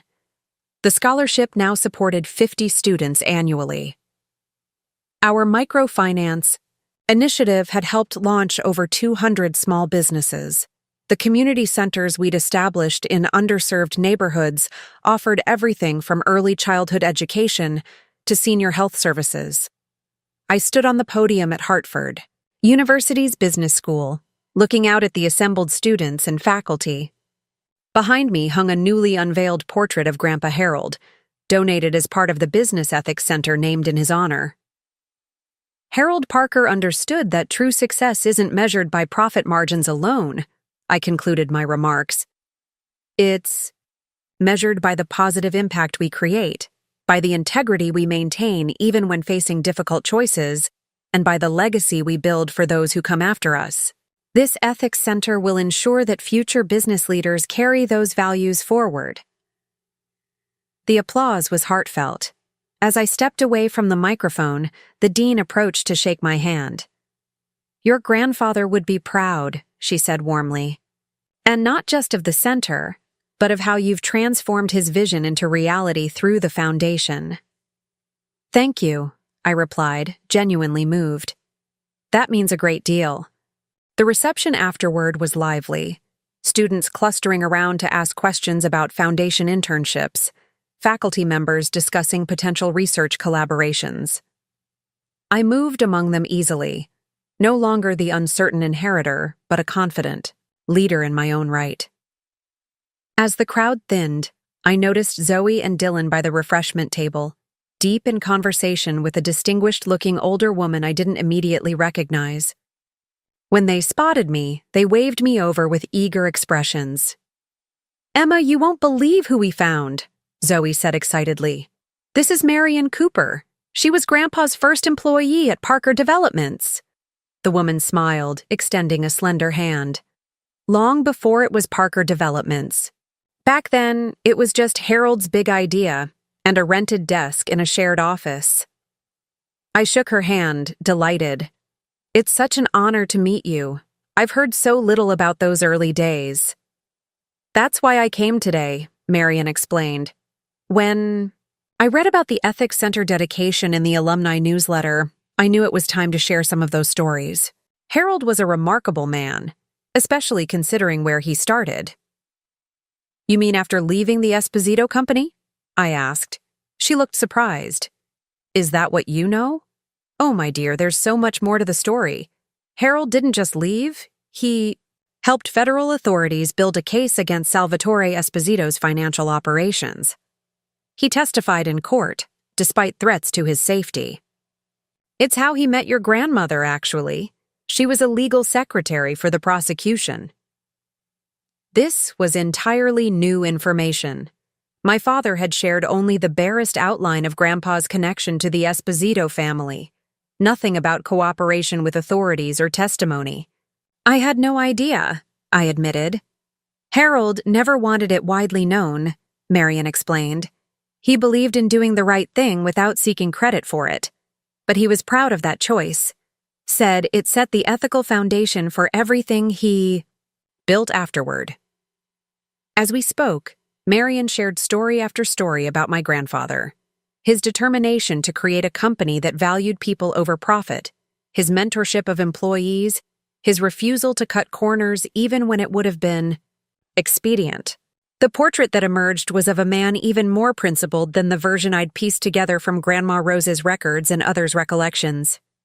"He knew from the beginning that Robert and Patricia didn't share his values," Marion said, more quietly when the conversation turned to family. "It broke his heart, but he never gave up trying to show them a better way. And he had such hopes for you, even when you were small." "Me?" I was startled. "I was just a child when he died." "Children reveal themselves early," she said with a knowing smile. "Harold used to bring you to the office sometimes. He'd watch how you played, how you solved little problems, how you shared with others. That one has the right instincts," he'd tell me. "She understands fairness all the way down to her bones." Tears pricked my eyes unexpectedly. The idea that Grandpa had seen something worthwhile in me even then, had recognized some quality that connected us across the generations, felt like a gift I hadn't known to hope for. Later that evening, I drove to the state correctional facility where my father was serving his sentence. Our relationship had evolved into something cautiously positive over the years. Monthly visits, occasional phone calls, honest conversations about the past and present. Not the typical father-daughter bond, but something authentic that had grown from the ashes of deception. He looked markedly older now, his hair completely silver, lines etched deeply around his eyes. Prison-aged people faster than normal life. But he stood straighter these days, met my gaze more directly, as if unburdening himself of decades of secrets had literally lightened his physical presence. "The dedication went well?" he asked once we were seated in the visiting room. "Very well," I confirmed. "Full house, positive reception from the university community." "Good." Harold would have appreciated the focus on ethics education.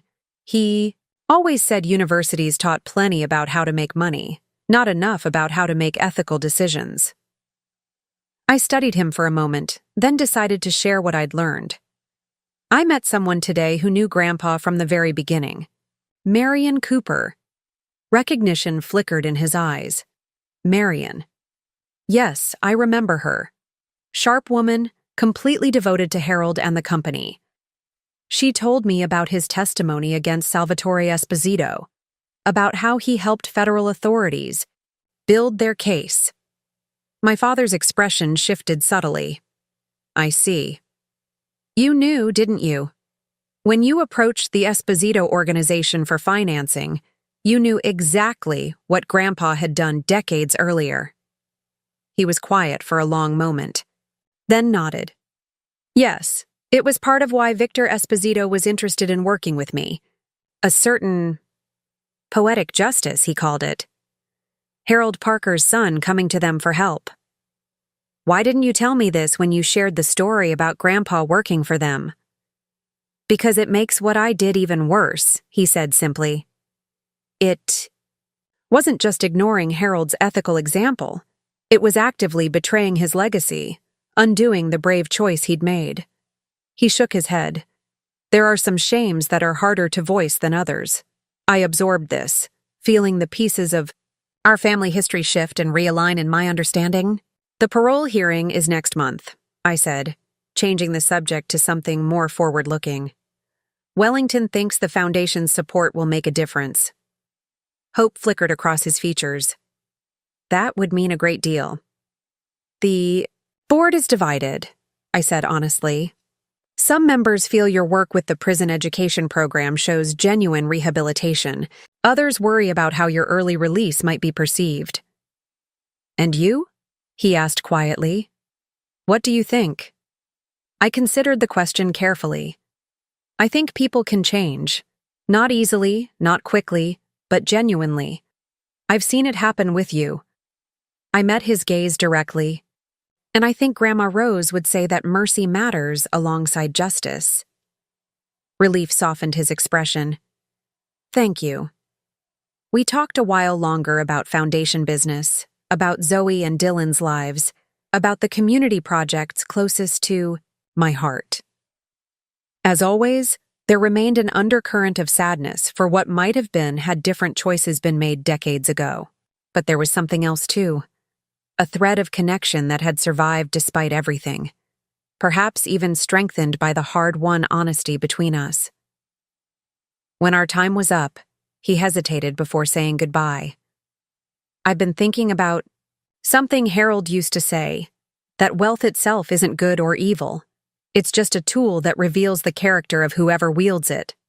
I nodded. "That sounds like him."